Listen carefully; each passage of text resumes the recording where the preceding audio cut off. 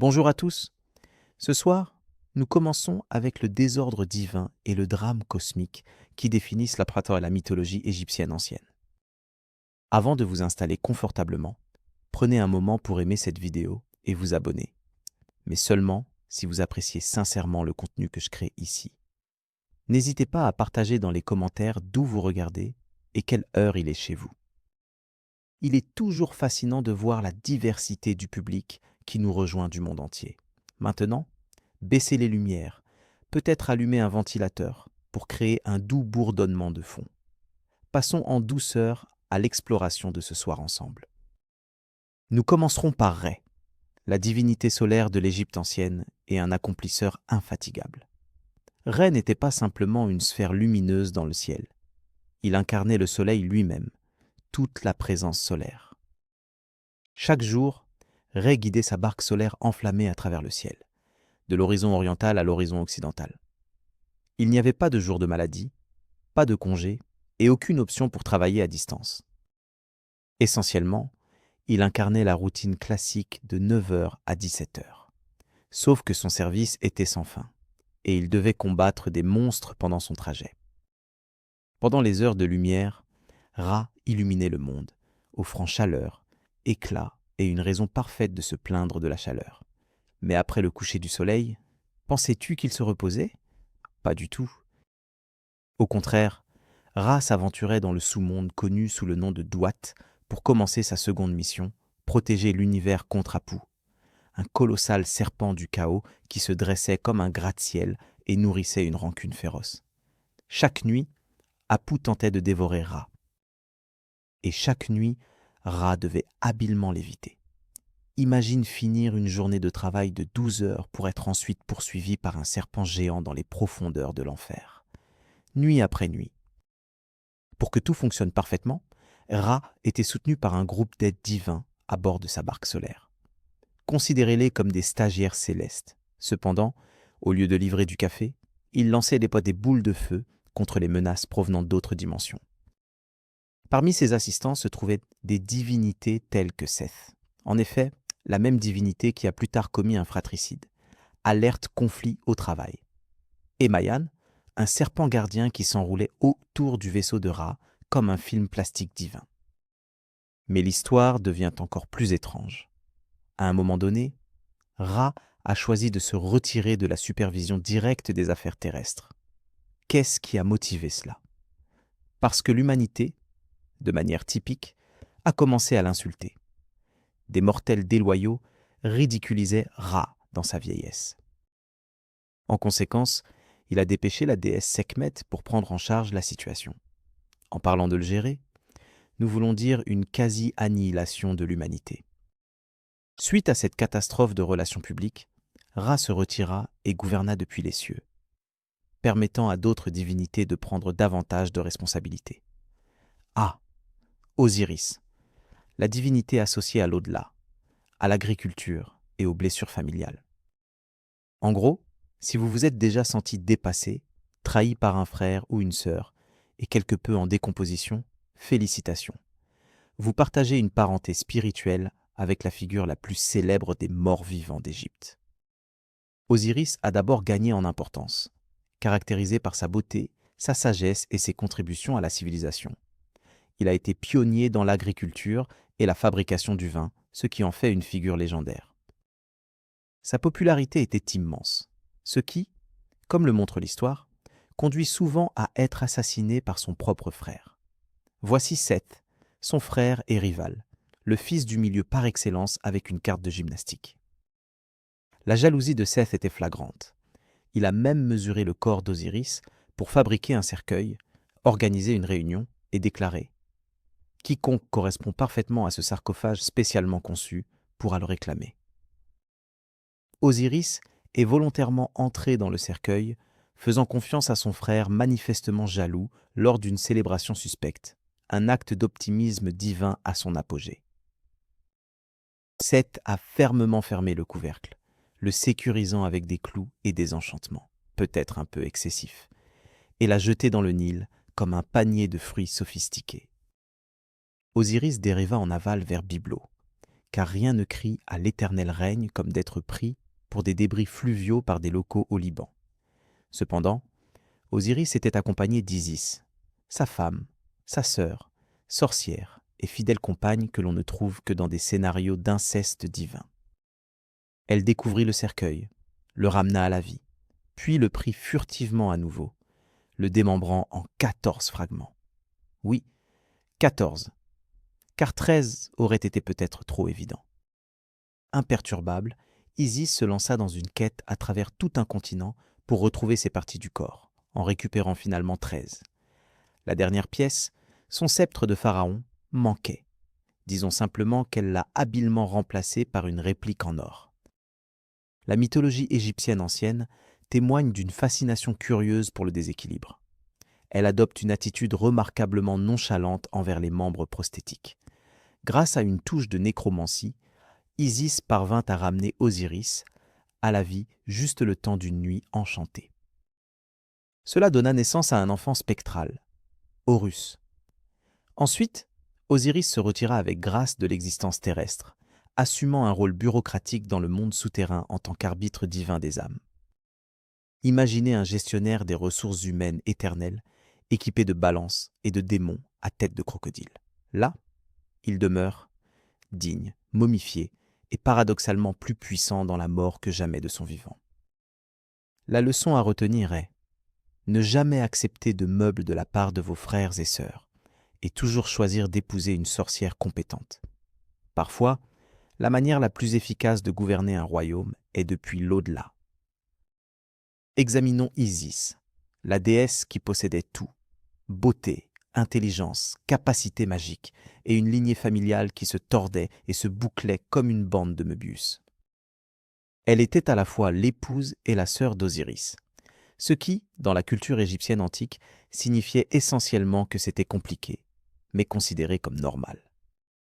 Isis n'était pas simplement une divinité ordinaire, elle était la déesse suprême, la multitâche originelle, gardienne des pharaons, créatrice de sorts de guérison, mère d'Horus, nécromancienne, métamorphe et parfois un tourbillon de chagrin à tête d'oiseau. En substance, elle ressemblait à Hermione Granger de l'Égypte ancienne, si Hermione s'adonnait aussi à l'embaumement et calculait la vengeance. Son exploit le plus célèbre consistait à reconstituer son mari après que Cès l'eut disloqué en 14 parties distinctes du corps. Elle chercha à travers toute l'Égypte ses membres amputés, transformant sa quête en une chasse au trésor divine alimentée par le trauma. Elle parvint à en récupérer 13. Pour le 14e, disons simplement qu'il s'agissait de l'élément crucial qui manquait. Par conséquent, elle en fabriqua un en or, puis l'utilisa pour concevoir miraculeusement un enfant. Cela peut vous sembler troublant, mais les Égyptiens le considéraient comme un acte de dévotion. Par la suite, elle éleva son fils, Horus, dans la solitude, dissimulé au sein des marais, protégeant contre les crocodiles, les assassins et les démons occasionnels. Imaginez une mère célibataire résidant dans un marais hanté, prenant soin d'un bébé à tête d'oiseau, tout en maudissant quiconque s'approchait. Et vous pensiez que votre congé de maternité était difficile? Isis était également une manipulatrice exceptionnellement habile, dans le sens le plus positif.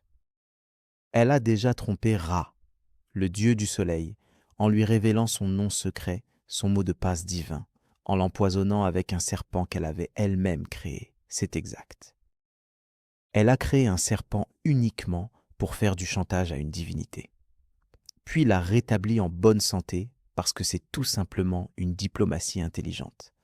Son influence est devenue si immense que même des Égyptiens ordinaires ont commencé à imiter son style de vie. Elle incarnait des symboles d'amour, de tristesse, de magie, de fertilité et de la détermination à ressusciter son mari décédé, à éliminer ses ennemis tout en préparant le dîner avant le coucher du soleil, une énergie de détermination implacable. Isis était plus qu'une simple déesse. Elle servait de pilier émotionnel à tout l'Empire. La femme qui déclara « Oui, mon frère et mari a été assassiné et disloqué, mais j'ai de la colle, un enfant né d'un faucon, et de la magie alimentée par la fureur. Je vais très bien. » Maintenant, elle était aussi l'avocate, Horus, la divinité du règne, des cieux et des histoires épiques de vengeance. Si Isis représentait la mère infatigable et Osiris, le père tué, devenu souverain du royaume des morts, alors Horus était l'adolescent rebelle, formé dès la naissance pour confronter son oncle avec un coup de poing, un acte divin de justice, assurément. Né secrètement dans les marais du delta du Nil, Horus a été élevé par Isis et protégé des assassins de Seth, ainsi que des serpents mortels, des scorpions et autres terreurs qui rôdaient dans les zones humides égyptiennes. Imaginez l'histoire d'origine de Spider-Man, mais réimaginée avec une abondance de têtes aviaires et le pouvoir de la magie de résurrection maternelle. Une fois qu'Horus atteignit l'âge de la maturité divine, il fit ce que tout enfant mythologique ferait. Il jura de se venger. Ainsi, le plus long et le plus mesquin des différends de garde fut lancé. Horus revendiqua le trône en tant que successeur légitime d'Osiris. Seth rétorqua « Non, j'ai tué ton père honnêtement et directement. » Les divinités décidèrent de convoquer une saga judiciaire céleste qui durerait 80 années. Oui, 80 ans. Car rien n'incarne aussi bien l'éternel mythe que la bureaucratie sans fin. Le procès comprenait des courses de chars, des pierres précieuses enchantées, des duels de métamorphose, et un incident notoire où Seth harcela sexuellement Horus, tenta de le dégrader avec des fluides divins, et Horus répondit en attrapant les fluides dans sa main, en les jetant dans un marais, et Isis piégea ensuite les fluides de Seth dans de la laitue, qu'elle lui donna ensuite à manger. Oui, vous avez bien lu. Bienvenue dans le monde de la mythologie antique, aucun remboursement possible. Après une série de batailles divines burlesques, rappelant un marathon de Looney Tunes, les dieux finirent par favoriser Horus. Il monta sur le trône d'Égypte, avec son œil manquant miraculeusement restauré après que Seth l'eut crevé lors d'un combat. Il devint alors le symbole vivant de la force féroce. Cet œil, connu sous le nom célèbre de l'œil d'Horus, représente la protection, la guérison et un avertissement aux autres. Ne me cherchez pas. Il demeure l'un des symboles les plus emblématiques de l'Égypte ancienne, porté par les pharaons, les guerriers et les touristes modernes qui le trouvent attrayant en tant que tatouage. Présentons Seth, aussi orthographié Seth, Sutek, ou parfois interrogé sous la forme. Pourquoi est-il comme ça? Il est la divinité du chaos, des déserts, de la violence, des tempêtes, et ce parent que tout le monde redoute lors des rassemblements divins.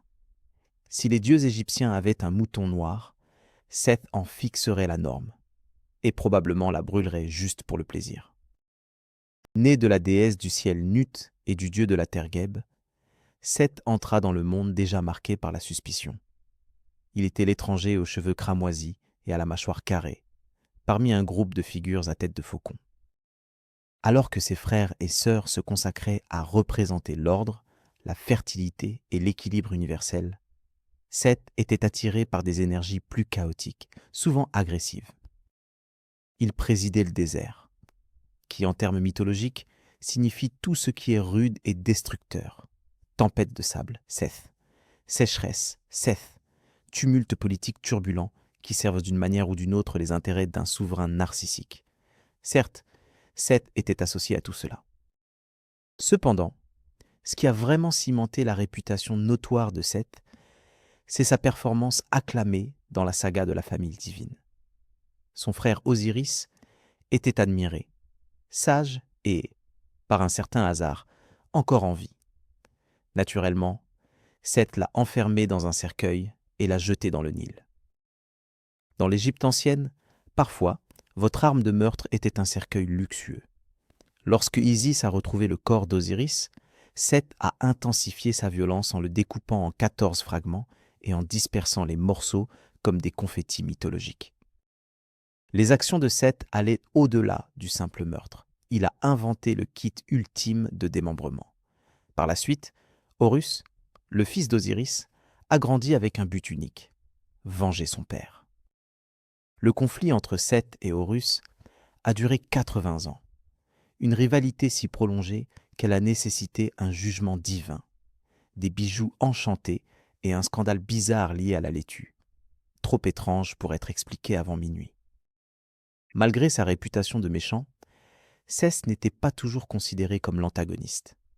Dans les histoires plus anciennes, il était décrit comme la force essentielle du chaos, la puissance brute qui protégeait Rê lors de sa lutte nocturne contre le serpent Apophis. Seth se tenait littéralement sur la barque solaire, enfonçant ses dards dans le visage des serpents du chaos pendant que d'autres restaient endormis. En effet, il est un fanatique du désert, mais vous l'êtes aussi, vous, un autre passionné du désert. Avec le temps, la réputation de Seth a considérablement décliné. Finalement, les dynasties régnantes l'ont rétrogradé d'un anti-héros incompris à un ennemi déclaré de l'État. Les pharaons ont effacé son nom des inscriptions dans les temples. Ses adeptes ont complètement disparu. Même son symbole animal, une créature étrange avec un visage en museau et des oreilles carrées, a disparu de la nature, comme si elle ne pouvait supporter la mauvaise publicité. Poursuivant notre visite du Panthéon, nous arrivons à Anubis, la divinité associée à la momification, à l'au-delà, et à cette figure calme lors des rassemblements qui observe silencieusement votre aura depuis l'ombre. Avec une tête de chacal et l'attitude d'un directeur de funérailles sombre, Anubis était le gothique par excellence de l'Égypte bien avant que le eyeliner ne devienne à la mode. Il ne se contentait pas de résider dans les cimetières, il les gouvernait. Alors que d'autres dieux s'engageaient dans des batailles célestes et des intrigues de palais, Anubis était plongé dans des bandages de lin et des huiles sacrées, veillant à ce que votre âme atteigne l'au-delà sans faire un détour par un marais maudit. Son origine est quelque peu floue, tout comme la plupart des lignées divines dans la complexité des généalogies égyptiennes. Selon différents récits, il serait soit le descendant de Néphis et d'Osiris, soit de Ra et Bastet, ou peut-être un enfant divin accidentel laissé à l'entrée d'une pyramide. Quoi qu'il en soit de ses origines incertaines, il n'a jamais laissé l'absence d'une lignée claire l'empêcher de devenir le premier embaumeur certifié au monde. Lorsqu'Osiris fut démembré, comme un plateau de sushi mythologique, c'est Anubis qui le reconstitua.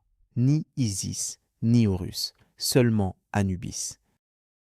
Il nettoya méticuleusement les fragments, appliqua les huiles nécessaires, récita des incantations sacrées, et créa ainsi la première momie. En somme, la deuxième vie d'Osiris fut rendue possible grâce à l'expertise ancestrale d'Anubis en matière d'embaumement. De plus, Anubis a été à l'avant-garde de la pratique de pesée du cœur. Après la mort, le cœur était placé sur une balance en face de la plume de Maat, le symbole divin de la vérité et de l'équilibre. Si le cœur était plus lourd, indiquant qu'il était chargé de mensonges, de culpabilité, ou de cette fois où vous avez volé de l'orge, cela signifiait que vous n'étiez pas digne. À Mythe, une créature ressemblant à un hybride de crocodile, de lion et d'hippopotame, on dirait que l'évolution a appuyé sur mélanger, l'a complètement dévoré. Debout à proximité, avec une attitude calme et observant cette scène de jugement féroce, se trouvait Anubis, apparemment impassible, avec un regard fixe, peut-être en sirotant tranquillement un thé métaphysique. Malgré sa réputation étrange, Anubis n'était pas maléfique. Son rôle consistait à protéger les tombes, à intimider les pilleurs de tombes et à guider silencieusement les âmes avec une expertise efficace. En fait, s'il opérait aujourd'hui, il pourrait gérer un service funéraire de premier ordre sur Yelp, offrant des soins exceptionnels, enveloppant grand-mère dans les plus belles draperies. Si l'Égypte antique avait un major de promotion, ce serait sans aucun doute Thoth. Imaginez une figure avec la tête d'un ibis, un oiseau connu pour sonder les eaux peu profondes. Sauf que celui-ci brandit une plume, porte un rouleau et possède une autorité cosmique suffisante pour faire pleurer votre conseiller académique. Thoth était la divinité associée à la sagesse, à l'écriture, à la magie, à la science et à la lune. En gros, toute tâche nécessitant un effort intellectuel et une précision céleste relevait de son domaine. Il n'était pas impliqué dans de trivialités divines.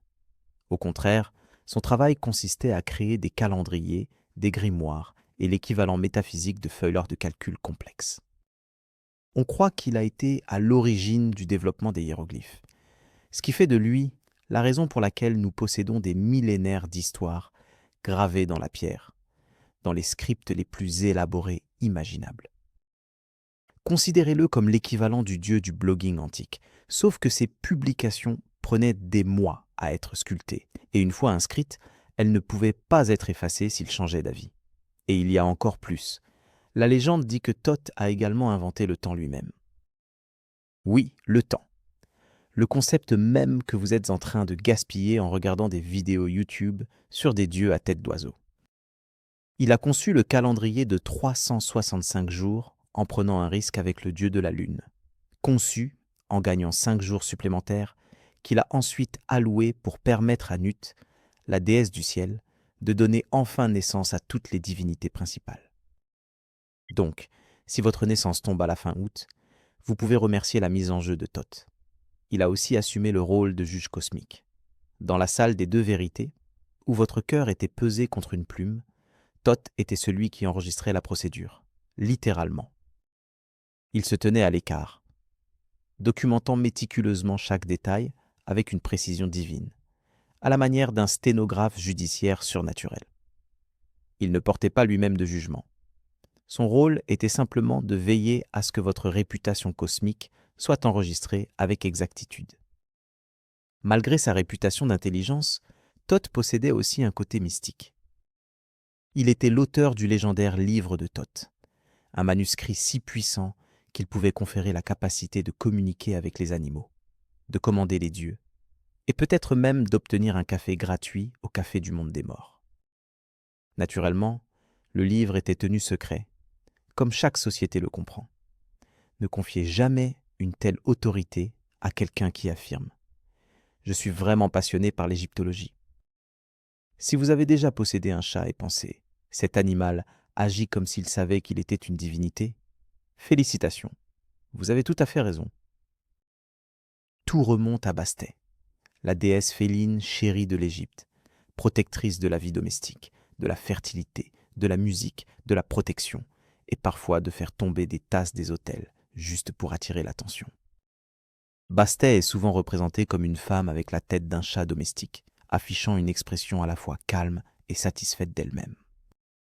Le genre de regard que l'on pourrait attendre de quelqu'un qui sait qu'il est adoré, et qui n'a aucune intention de faire semblant d'être modeste à ce sujet.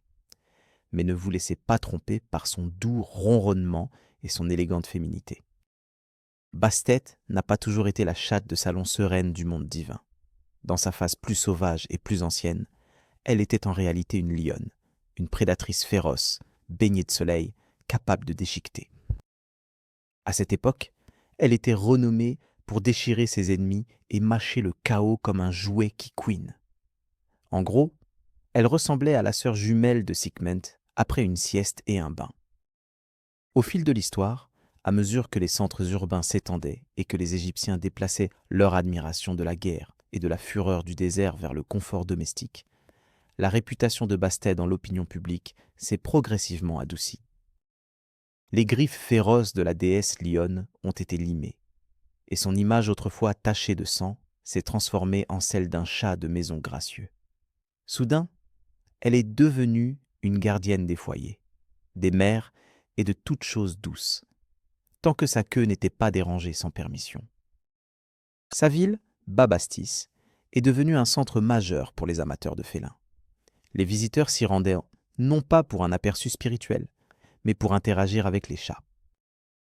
Le graffiti archéologique représente même des familles arrivant avec des cercueils en forme de chat, assurant que leurs animaux de compagnie bien-aimés puissent être correctement momifiés. Car quelle meilleure façon de démontrer une loyauté éternelle que d'envelopper Monsieur Griffe dans du lin. Bastet est également devenu associé à la musique et à la danse. Peut-être parce que quiconque a vu un chat trébucher sur une harpe sait que c'est à la fois amusant et sacré. Lors de ces festivals, les femmes secouaient des sistres, des claquoirs percussifs, consommèrent de grandes quantités de vin et se réjouissaient dans le bonheur, la féminité et le caractère rebelle des chats qui ignorent les conventions humaines. Cependant, dans l'Égypte ancienne, nuire à un félin était considéré comme une grave offense. La colère de Bastet était célèbre dans toute l'histoire. Même un dommage involontaire à un félin pouvait souvent entraîner la peine capitale. En effet, vous avez bien entendu.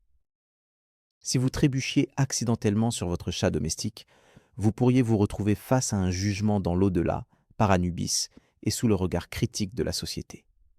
Ah, Atéror, la déesse primordiale de la célébration dans l'Égypte ancienne. Elle portait des oreilles semblables à celles d'une vache, un disque solaire au sommet de sa tête, et possédait un pouvoir divin lui permettant de vous faire tomber amoureux, de vous faire éclater en danse, de pleurer sans contrôle, ou même de combiner ces trois sensations simultanément en l'espace de 10 minutes. En gros, elle était la personnification de votre amie la plus imprévisible lors d'une fête de mariage.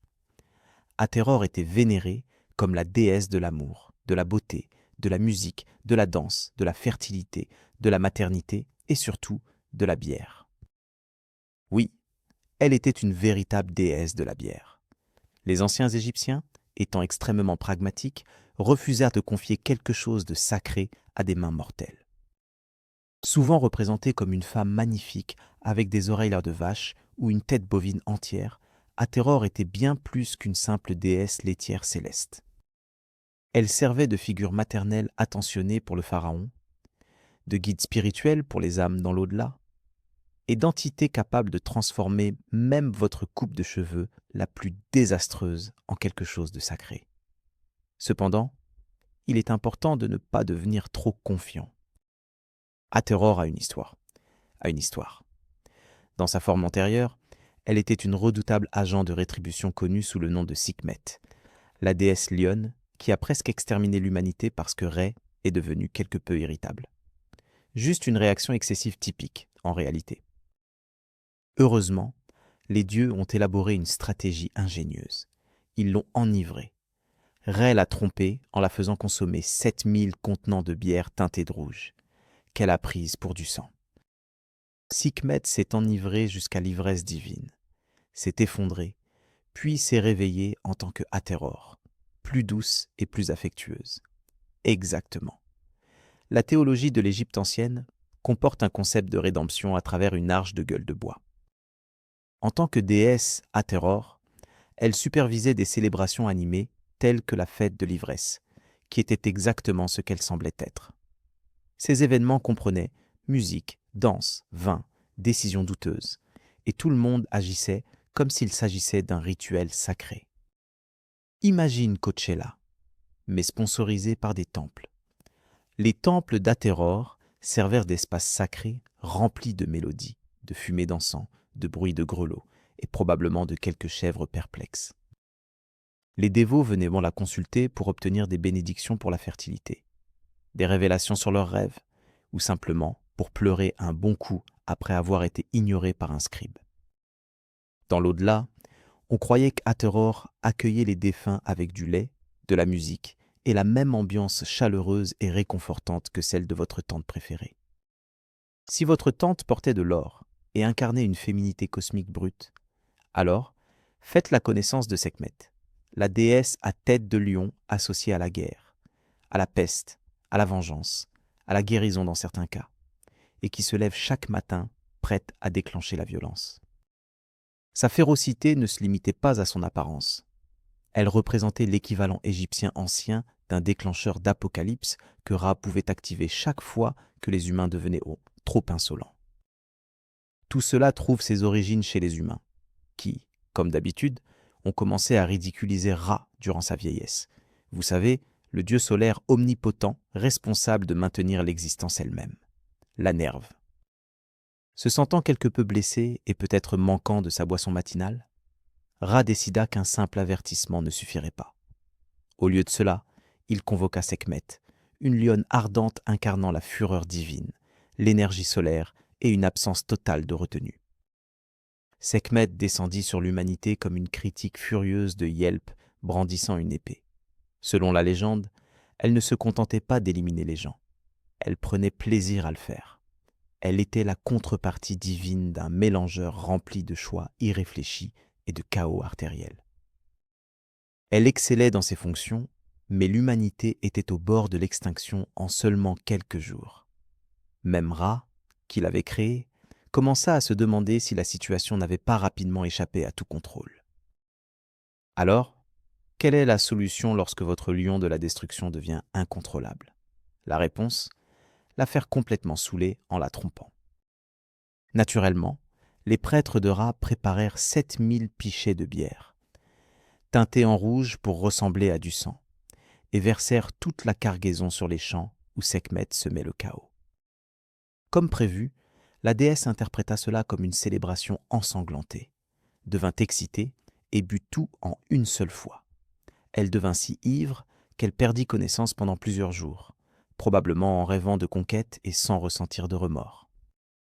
À son réveil, sa soif de sang s'atténua quelque peu. Elle se détendit juste assez pour endosser un rôle secondaire en tant que déesse de la guérison. Car qui ne voudrait pas que son guérisseur soit aussi une machine à tuer littérale? Les temples dédiés à Segment étaient remplis de statues à tête de lion, de sorts enchantés et d'un léger espoir qu'elle reste sous médication. Les gens se tournèrent vers elle en prière pour leur sécurité et leur guérison. Ce qui est assez ironique étant donné qu'elle a presque dissous l'humanité en une substance liquide semblable à un shake protéiné.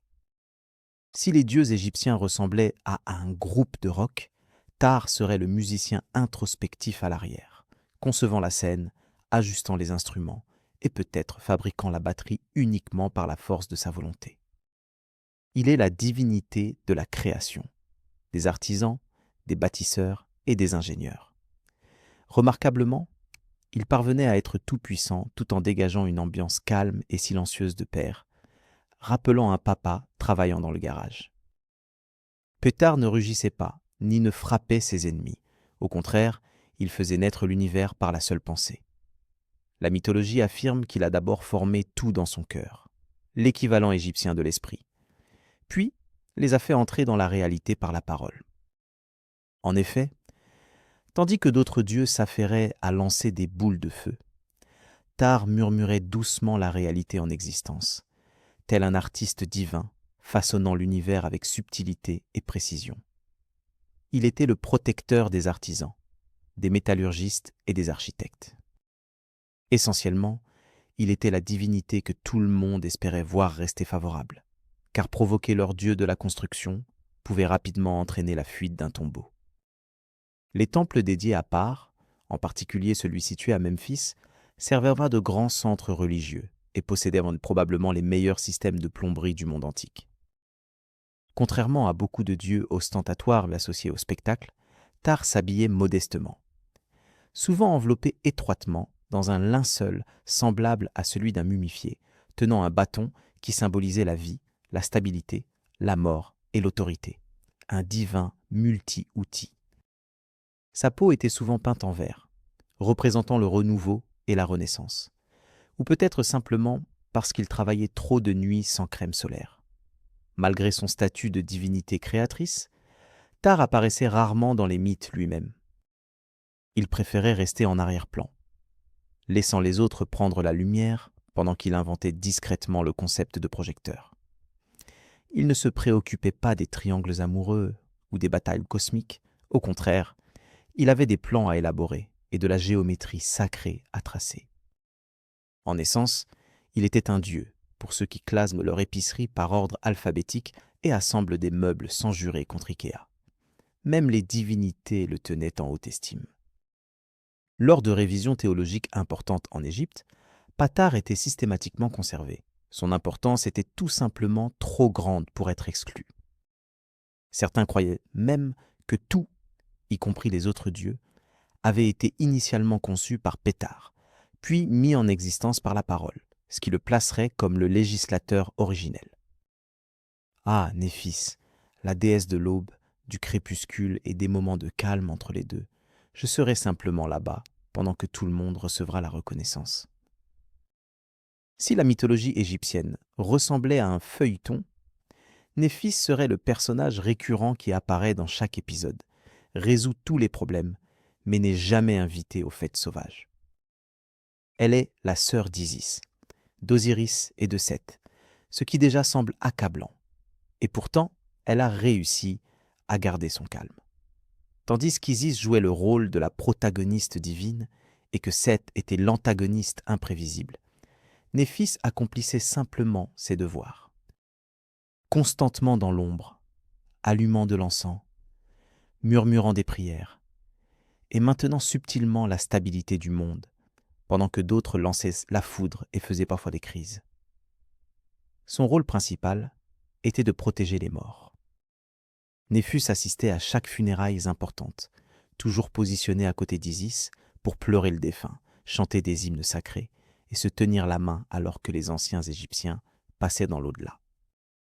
Tandis qu'Osiris régnait en tant que seigneur du royaume des morts, Néphis agissait en tant que directeur des funérailles, équipé d'un presse-papier et d'une voix apaisante.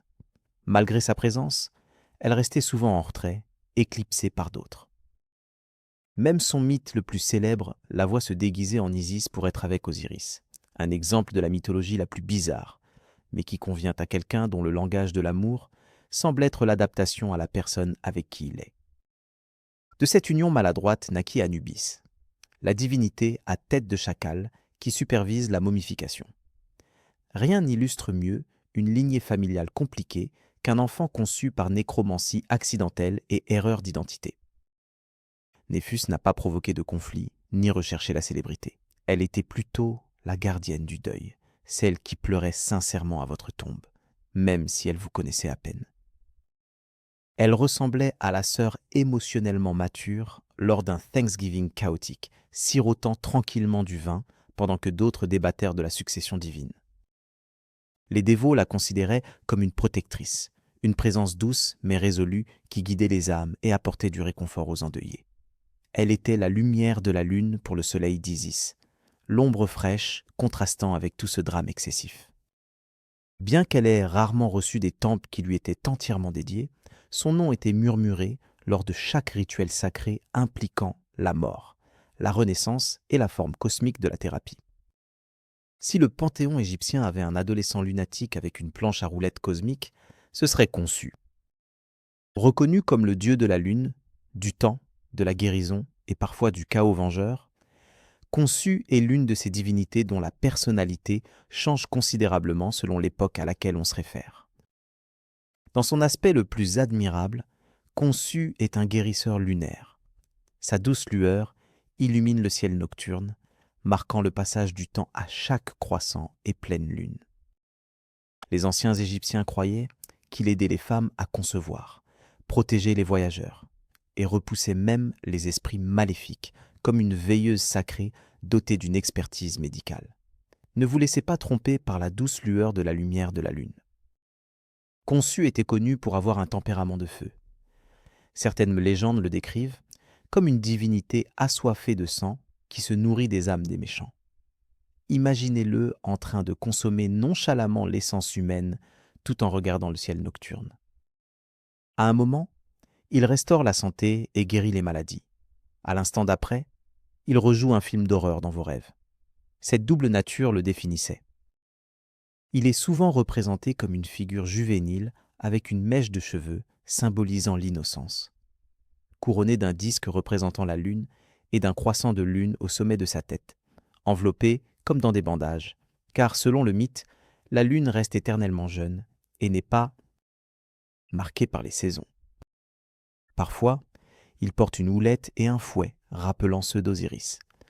D'autres fois, il rayonne simplement d'une lueur inquiétante, plongé dans ses pensées sur votre destin. L'une de ses histoires les plus célèbres provient du mythe de Xu le voyageur, où une statue de lui est volée par des voleurs et transportée à travers des terres lointaines pour guérir un monarque étranger. Et, étonnamment, cela fonctionne efficacement. Naturellement, les habitants locaux tentent de préserver la statue. Après tout, qui ne voudrait pas d'une divinité de la lune capable d'atténuer les migraines et d'émettre une lueur lumineuse dans l'obscurité? Cependant, avec le temps, la statue de Khou se fatigue et décide de rentrer chez lui, un peu comme un service de covoiturage magique avec des problèmes d'engagement. La royauté comme le peuple ordinaire priait connu pour la guérison, la fertilité et la sécurité. Mais il le faisait probablement d'un œil discret. Il n'a jamais été clair quel aspect de lui écoutait, le divin guérisseur ou le tueur en série céleste. Avant que Pinterest ne popularise à nouveau la poterie, il y avait Khnum, le dieu égyptien à tête de bélier, qui façonnait littéralement l'humanité à partir d'argile sur son tour sacré. Pendant que d'autres divinités s'occupaient à punir des ennemis ou à séduire des mortels, Monsieur Khnum travaillait tranquillement dans son atelier, couvert de poussière, moulant des formes humaines avec la dévotion d'un étudiant en art passionné, pressé par un délai. Selon la mythologie égyptienne, Khnum s'asseyait au bord du Nil, recueillant le sédiment fertile et humide pour modeler des êtres humains, individuellement. Il n'y avait ni fabrication en série, ni délégation à des assistants célestes. Chaque personne était façonnée méticuleusement sur son tour, ce qui impliquait non seulement leur forme physique, mais aussi leur essence. Imaginez être façonné avec soin par un artisan divin et pourtant échouer à répondre aux attentes parentales. La conduite de Khnum combine le rôle de créateur divin avec celui d'un instructeur d'art à la maternelle, fatigué. On a l'impression qu'il se souciait sincèrement, non seulement de votre apparence extérieure, mais aussi de votre harmonie intérieure et de votre utilité en tant que personne. Il formait même directement des enfants royaux dans le ventre. Cela signifie que si votre pharaon avait un nez inhabituel ou un tempérament difficile, vous pouviez en attribuer la cause au travail de Khnum.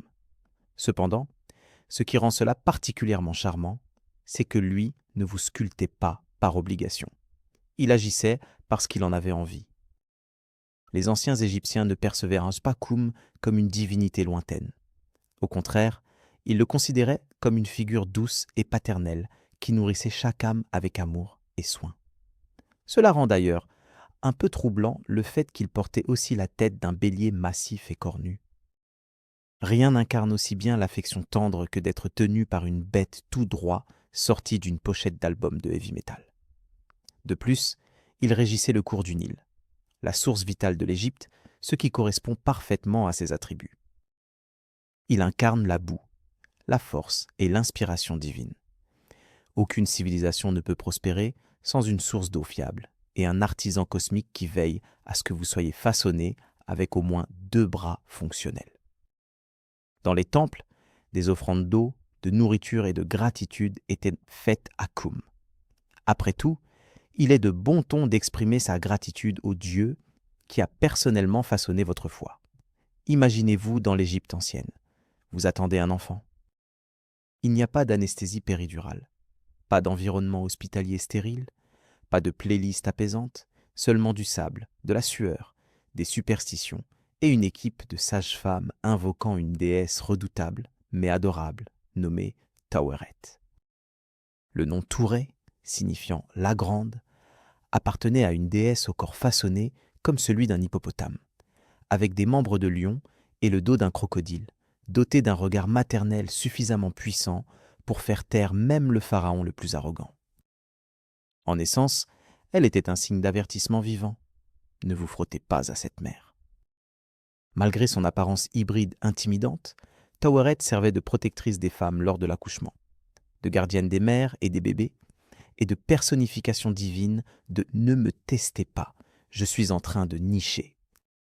Elle se tenait droite, son ventre de femme enceinte proéminent, souvent représenté tenant l'amulette des cerfs, un symbole égyptien de protection qui, dans son cas, fonctionnait aussi comme un panneau cosmique interdiction d'entrée pour les esprits malveillants.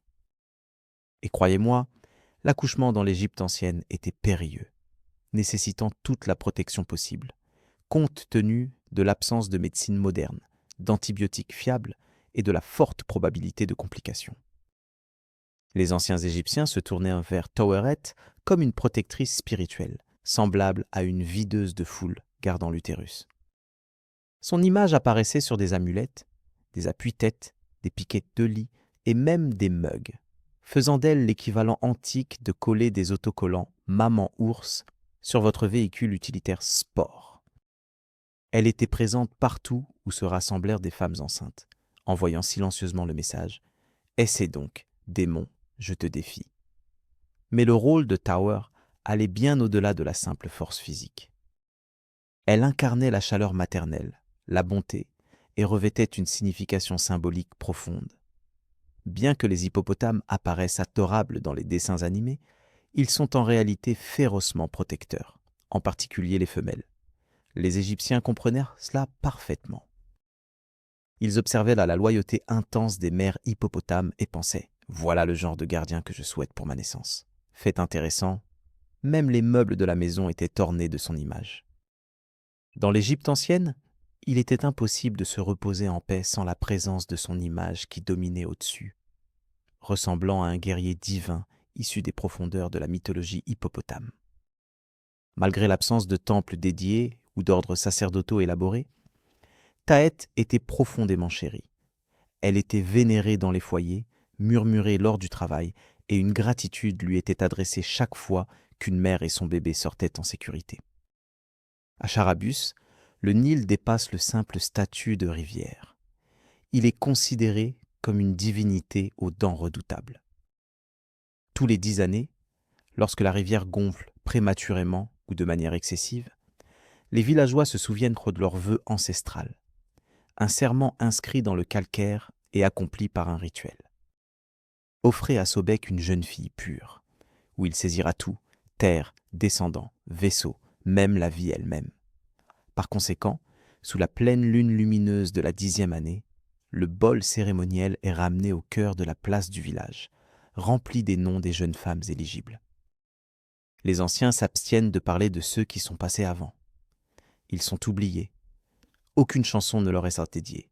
Aucun sanctuaire n'est érigé en leur honneur. Le Nil reçoit le sacrifice, et un silence d'attente s'installe dans l'assemblée. Cette année, les spectateurs retiennent leur souffle collectif, alors que le grand prêtre tend la main vers le bol. Il en sort une bande de papyrus, tremblant. Avant qu'il ne puisse lire l'inscription, une voix perce le silence de la foule. J'irai. Léote, une orpheline de 16 ans, née lors de la dernière année de l'offrande, est le sujet. Personne n'avait prévu que son nom serait choisi, pas même qu'il serait considéré. Elle n'a ni parents pour la réclamer, ni lignée à défendre. Pourtant, personne ne s'attendait à ce qu'elle se porte volontaire avant même que son nom ne soit annoncé. « Je me porte volontaire », déclare-t-elle encore une fois, sa voix calme et ferme. Des murmures de surprise parcourent les villages. Le prêtre la regarde, visiblement stupéfait. « Enfant, les dieux ne t'ont pas choisi. »« Si, ils l'ont fait, » réplique-t-elle fermement. « Ils choisissent toujours une fille. Il vaut mieux qu'elle y aille de son plein gré. » Certains la trouvent courageuse, d'autres pensent qu'elle est folle, mais personne n'ose l'arrêter. À l'aube, elle est vêtue de lin blanc et couronnée d'une fleur de lotus. Une procession lente et solennelle se dirige vers la rive du fleuve. L'eau scintille d'une teinte dorée sous le soleil levant. Pourtant, aucune voix ne s'élève en chant. Léo s'avance dans le Nil, sans jeter un regard derrière elle. L'eau courante traîne sur ses vêtements alors qu'elle progresse. Tout près, des crocodiles émergent des profondeurs, leurs mâchoires béantes, peut-être par admiration ou par attente. Les spectateurs tremblent de peur. Quelque part à proximité, une mère sanglote doucement, puis elle disparaît. Pas de cris, pas de lutte, seulement le silence. La rivière l'engloutit tout entière, la dissimulant comme une vérité cachée. Les villageois se détournent, rassurés, convaincus d'avoir satisfait la faim de la créature pour encore 10 années. Pourtant, sous la surface, quelque chose d'autre se réveille. Léo est toujours en vie. Elle s'abaisse vers le bas. La surface a complètement disparu. Pas de ciel, pas de brise, pas de bruit. Le Léo descend dans un silence écrasant qui semble appuyer contre sa peau comme un tissu doux. Mais elle ne suffoque pas. Le Nil l'enveloppe dans son étreinte fluide, fraîche mais douce. Sa robe en lin flotte autour d'elle comme de délicates pétales. À mesure qu'elle s'enfonce davantage, la température de l'eau augmente progressivement. Pas jusqu'à l'ébullition, mais jusqu'à une chaleur apaisante. Elle se sent vivante. Elle anticipe la mort. Morsure, déchirure de la chair. Mais au lieu de cela, elle est menée en avant. Ses yeux s'ouvrent en grand. Elle observe des ombres dérivant à ses côtés, allongées et lentes. Une douzaine, peut-être 20 crocodiles, glissent en avant avec intention, formant une procession qui l'enserre comme des prêtres guidant un monarque. Aucun ne fait contact. Leurs yeux lumineux d'or restent fixés, immobiles et sans cligner.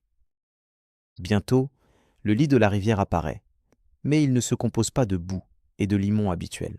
Au contraire, il est fait de pierres vertes. De gigantesques marches escarpées descendent vers un temple sculpté dans les os même de la terre. De hautes colonnes se dressent, gravées de symboles anciens qui émettent une faible lueur émeraude. Une flore étrange se balance doucement, sans aucun flux visible. Des poissons lumineux se déplacent rapidement, ressemblant à des lucioles en vol. Les crocodiles ouvrent leur corps et disparaissent dans des fissures dissimulées. Le lot reste debout, pieds nus, stable, sur le sol en marbre d'un palais sous-marin. La porte devant lui est faite de pierres sombres avec des veines d'or. Elle semble vivante, observant, puis elle s'ouvre lentement. À l'intérieur, une vaste salle s'étend dans des ombres, remplie de l'arôme de mousse de rivière et de fleurs de lotus. Des statues de divinités inconnues d'elles ornent les murs. Des figures mi-humaines, mi-bêtes veillent en silence. L'encens brûle sous l'eau, ses volutes s'enroulant impossiblement comme de la fumée dans un paysage onirique. Au bout éloigné, sur un siège façonné en jade et en os, la divinité Sobek préside. Il n'est pas simplement un crocodile avec des membres, ni uniquement un humain avec des crocs. Il incarne les deux et les dépasse. Ses épaules ondulent d'une puissance redoutable. Ses écailles brillent comme de l'huile sous la lumière du soleil. Sa mâchoire possède la force de broyer la pierre, mais son regard est ancien et sage, l'observant avec une expression qui ressemble à la faim, mais pas pour la chair. Lith s'agenouille. « Je n'avais pas peur de mourir », murmure-t-elle. « Bon », gronde Sok, sa voix résonnant comme une inondation dans ses os, « parce que tu n'étais jamais destiné à l'être. » Il se lève. La chambre s'assombrit et les murs émettent un faible bourdonnement. « Tu n'es pas ici pour le sacrifice, » déclare-t-il. « Tu es ici pour une révélation. » La salle du trône était si vaste que les échos ne pouvaient pas être soutenus. Les eaux restaient immobiles, sans la moindre ondulation. Le calme artificiel ressemblait à l'intérieur d'une respiration retenue. Sobek descendit de son trône en jade, chaque pas provoquant de subtils tremblements qui résonnèrent dans le sol, évoquant un tonnerre lointain. Lee resta agenouillé, son cœur battant régulièrement. Bien que ses instincts lui indiquaient une menace, une sensation plus froide s'était emparée d'elle, la curiosité. « Tu avais anticipé la mort », remarqua Sobek, se mouvant autour d'elle comme un courant doux. « Tu t'es abandonné au fleuve. Quelle en était ta raison ?» Lee leva le regard. « Parce que c'était préférable à attendre, mieux que de les voir jeter une autre fille dans ta gueule tout en feignant la justice. » La lèvre de Sok se tordit en une expression oscillant entre amusement et avertissement. « Et tu te croyais malin ?»« Non, » répondit-elle, « je me croyais libre. » Elle fit une brève pause. Le silence devint plus intense. Puis, il inclina sa tête massive. « Tu n'es pas ici par bravoure, sacrifice ou imprudence. » Son ton se fit plus rauque, comme un grognement. « Tu es ici parce que ton sang porte son nom. » Léoth fronça les sourcils. « À qui appartient ce nom ?» Sobek leva une main avec des griffes, faisant onduler la pierre précieuse verte incrustée dans le mur derrière lui. Les symboles émergèrent de la surface, anciens, marqués par des cicatrices, interdits. Un chacal apparut, suivi d'un scorpion, puis un serpent engulfé de flammes cramoisies. Son souffle était figé dans l'air. C'est la divinité des tempêtes, le perturbateur de l'équilibre, le traître d'Osiris. Je descends de 7. Les yeux de Sobek se plissèrent. Tu es son reflet, ses restes, sa progéniture. Le trône derrière lui montrait une fracture subtile. Depuis un millénaire, le Nil a maintenu l'harmonie, la stabilité et le sacrifice. Pourtant, maintenant, le désert commence à se déchaîner à nouveau. Les cieux se déchirèrent, les divinités s'éveillèrent, le conflit approche. Léote tenta de se relever. Le liquide devint plus épais, tirant sur ses membres comme s'il était recouvert de sirop. « Et toi » déclara Sobek, « tu n'es pas la proie. Tu es engagé. À qui ? À ce qui se trouve devant toi. » Il répondit, « Tu es le pivot, l'élément crucial, la connexion entre le chaos et le déluge. » Léote se redressa maintenant. Sa voix resta ferme, sans trembler. « Je ne suis pas venu pour devenir la femme de quelqu'un.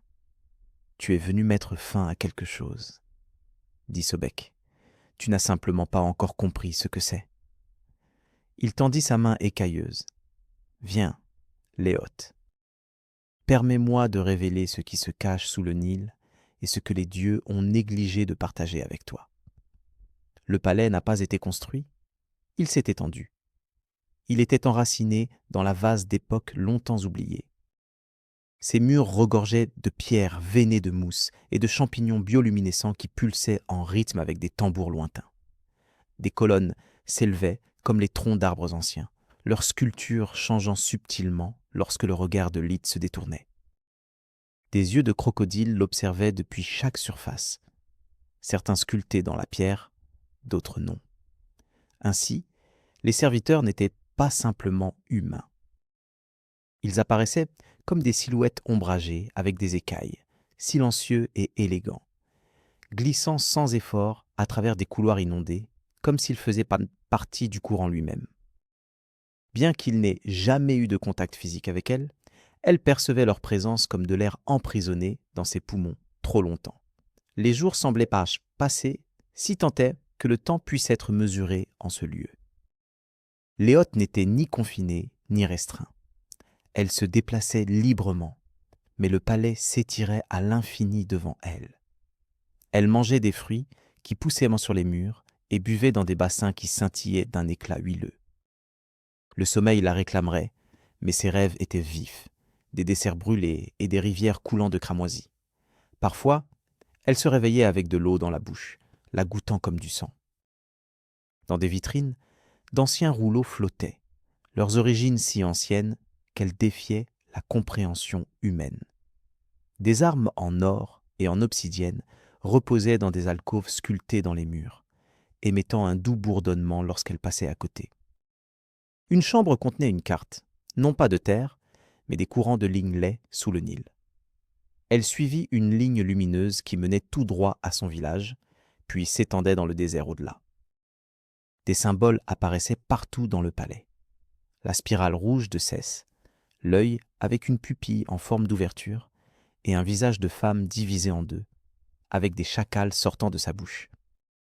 Ce n'était pas un temple, c'était plutôt une caserne, une forteresse de guerre, une zone de préparation pour quelque chose qui n'avait pas encore eu lieu, mais qui était imminent. Dans une vaste salle qu'elle reconnaissait comme le cœur, des statues imposantes de divinités se tenaient en décomposition et en ruine. Osiris avec son visage brisé, Horus décapité. Seule la statue de Sobek était intacte, enroulée, patiente et brillant d'un vert éclatant. Il l'observa alors qu'elle se tenait là, le cœur battant à tout rompre. Elle n'était pas destinée à devenir une mariée au sens traditionnel humain. Au lieu de cela, son union devait être dans le but, non dans le corps. Elle avait été choisie non pas pour sa beauté ou son innocence, mais parce que sa lignée portait le signe du destin, et dans ce palais, le sang était réservé à l'éveil plutôt qu'au sacrifice. Léote commença à le sentir couler dans ses veines, un battement rythmique semblable à des tambours battant juste sous sa peau. Ce n'était ni douleur, ni maladie, mais quelque chose de plus ancien, enraciné dans ses ancêtres. Le palais faisait plus que simplement offrir un refuge. Il reconnaissait sa présence. Les portes s'ouvrirent en grand à son approche. En sa présence, les symboles qui reposaient jadis en sommeil commencèrent à briller alors qu'elle passait à côté. La pierre la reconnaissait. Elle cessa de rêver de se noyer, la remplaçant par des visions de tempête. Des vents rouges, balayant des déserts craquelés, des vautours tournant autour d'un trône brisé, des crocodiles marchant debout. Dans la salle des échos, elle découvrit une mare non remplie d'eau, mais de sang, épais, lent à couler et réfléchissant. Elle se pencha dessus une fois. s'attendant à voir son propre visage lui renvoyer son reflet. Mais à la place, elle aperçut une femme avec ses yeux, mais couronnée de fer et de flammes du désert, tenant un serpent dans chaque main. Elle recula, choquée. L'image disparut. Dans un autre lieu, un autel sacré dédié à Seth était partiellement submergé sous du corail et des os. Les autres divinités n'avaient ni temple ni rituel dans cette région, mais lui en avait. Des empreintes de mains cramoisies marquaient les surfaces de pierre, certaines encore récemment faites. Peu à peu, elle commença à saisir la vérité. Ce domaine n'était pas gouverné par l'autorité de Sobek par décret. Il était sous son influence par un accord solennel. Une ancienne alliance avec le dieu de la tempête, forgée des siècles auparavant et ratifiée avec du sang mortel, les liait. Sobek commandait sur le Nil, tandis que Seth exerçait son pouvoir sur le désert. Leur union était contre nature, mais indispensable. Ensemble, ils avaient construit cette forteresse sous la surface de l'eau, loin de la surveillance d'Osiris ou du jugement des écailles de Mahat. Restaurer cet accord avec sa lignée secrète visait à réaffirmer le pacte, ou peut-être à le remplacer. Dans la chambre des offrandes, elle découvrit une robe qui l'attendait. Contrairement au lin blanc qu'elle portait au bord du fleuve, elle était d'un riche vert avec des accents cramoisis, ornée de écailles de crocodile et de symboles du chaos. Elle scintillait sous la faible lumière des flammes bioluminescentes, émettant un doux bourdonnement à son approche. Elle ne la mit pas immédiatement, pas encore. Au lieu de cela, elle resta debout un long moment, le regardant, son importance, ce qu'elle commençait à devenir. Au-delà des murs du palais, le Nil bouillonnait sans repos. Des banquets de poissons se déplaçaient en trajectoire erratique. Les roseaux se penchaient sans qu'aucune brise ne les fasse osciller. Bien haut dans Charabus, une sécheresse s'était installée. Le fleuve refusait d'accepter les offrandes sacrificielles. Il semblait anticiper un chef militaire de Charabus. Le Nil commença à se comporter de manière désordonnée. Sa crue annuelle fut retardée. Les poissons périrent, leurs ventres argentés tournés vers le haut. Les terres cultivées se sont asséchées et ont éclaté. Les racines ont fléchi et séché. Les prêtres insistaient sur le fait qu'il ne s'agissait que d'une épreuve. Les anciens murmuraient à propos de vœux brisés. Pourtant, personne n'osait mentionner son nom. Personne ne prononçait à voix haute le nom de Léoth. Elle était devenue une légende avant même que ses eaux ne blanchissent, bien qu'aucune trace de ses restes n'ait jamais été retrouvée. Les mères avertissaient leurs filles rebelles. Ne suis jamais le fleuve. Les garçons se défiaient pour tremper leurs orteils dans l'eau après la tombée de la nuit. Les crocodiles avaient également disparu. Le silence oppressant était plus effrayant que les attaques. Et pourtant, le vase d'offrande restait soigneusement rangé. Il n'y aurait pas de mariée choisie cette 10e année. Le Nil avait fait son choix. Sous la surface, Léoth commença à ressentir le poids de la séparation. Le palais restait immobile, ses couloirs émeraudes aussi vastes et infinis que toujours. Pourtant, quelque chose au-dessus l'appelait, une pression, un battement de cœur, comme si le fleuve lui-même tentait de changer de cours. La robe l'attendait toujours, résonnant encore de chants. Et maintenant, les tambours avaient commencé à résonner, depuis les chambres les plus profondes du domaine, celles qui n'étaient pas conçues pour les pas humains. Un battement sourd et régulier s'élevait. Il résonnait à travers les murs couverts de mosaïques. Les symboles gravés dans les piliers pleuraient une résine cramoisie. Dans les bassins réfléchissants, son reflet avait disparu, remplacé par des images de feu, de dents de crocodile et d'un ciel rempli de poussière. Elle continua à s'aventurer plus loin qu'auparavant. Dans une chambre sécurisée derrière une porte en forme de mâchoire de crocodile, elle découvrit la salle de guerre. Des cartes représentant des royaumes depuis longtemps disparus. Des sculptures de divinités dont les noms avaient été effacés. Des lances en obsidienne arquées comme des griffes. Au cœur de la pièce, un sarcophage sculpté non pas dans la pierre, mais dans l'os. Il était vide. À côté, un autel soutenait un seul objet, une dague faite de vers de rivière, translucide et tranchante comme un rasoir, vibrante d'une énergie semblable à la foudre. Elle s'abstint de la toucher pour l'instant. Cette nuit-là, le sommeil lui échappa. Au lieu de cela, elle monta l'escalier d'émeraude qui menait vers le point le plus élevé du palais, un dôme juste sous la surface de l'eau. De là, à travers le voile scintillant du liquide, elle aperçut la lune. Et elle se rappela, pas sa propre existence, mais celle d'un autre, un homme aux yeux de feu et couronné de serpents, sous un ciel orageux. Le sable en dessous devint cramoisi. Sobek s'agenouilla devant Seth. Non loin de là, une femme vêtue de vert et de rouge se tenait debout. La lune au-dessus du Nil vacillait derrière les nuages, mais sous l'eau, elle rayonnait comme une lumière guide à travers le dôme du palais. Lee le regarda en haut depuis sous la surface du fleuve, sa respiration régulière, même si son cœur battait plus vite. Quelque chose en elle, dans son sang, était en train de changer. Le palais semblait réagir. Les murs tremblaient et l'éclairage vacillait de manière imprévisible. Des symboles qui étaient auparavant inactifs commencèrent à briller faiblement d'une teinte cramoisie douce. La robe dans sa chambre ne restait plus immobile. Elle semblait l'appeler. Ses manches bougeaient légèrement dans le silence, comme si elles étaient impatientes d'être portées. Léote ne fit aucun effort pour se retenir. Elle s'enveloppa dans la tenue, et dès qu'elle entra en contact avec sa peau, une chaleur réconfortante réapparut. Cependant, cette chaleur ne provenait pas du tissu lui-même. Elle venait de l'intérieur d'elle. Ses veines scintillaient comme des cours d'eau traçant une carte. Ce n'était ni la souffrance ni le bonheur, mais un moment de reconnaissance. Son pas dans les couloirs changea subtilement. Le palais semblait se soumettre à sa présence. Les portes s'ouvraient sans effort à son approche. Les gardes crocodiles de Sobek se fondirent dans l'obscurité lorsqu'elle passa devant eux. La peur ne l'accompagnait pas, seulement une claire détermination. Elle regagna la salle de guerre, où la dague en verre de rivière pulsait intensément, brillant comme une torche enflammée. Elle tendit la main et la saisit. Elle n'avait aucun poids. Derrière elle, sur l'autel, un cercle de symboles s'embrasa vivement. Une disposition en spirale, la dent de Sobek, une couronne brisée en son milieu, une route du pays aride à l'inondation. Sa main réagit automatiquement. Elle appuya la lame contre sa paume, sans toutefois faire couler de sang. Au lieu de cela, une seule goutte de luminance apparut, d'un rouge cramoisi, mais radieuse comme le lever du soleil. L'autel y céda. La pierre se déplaça de côté.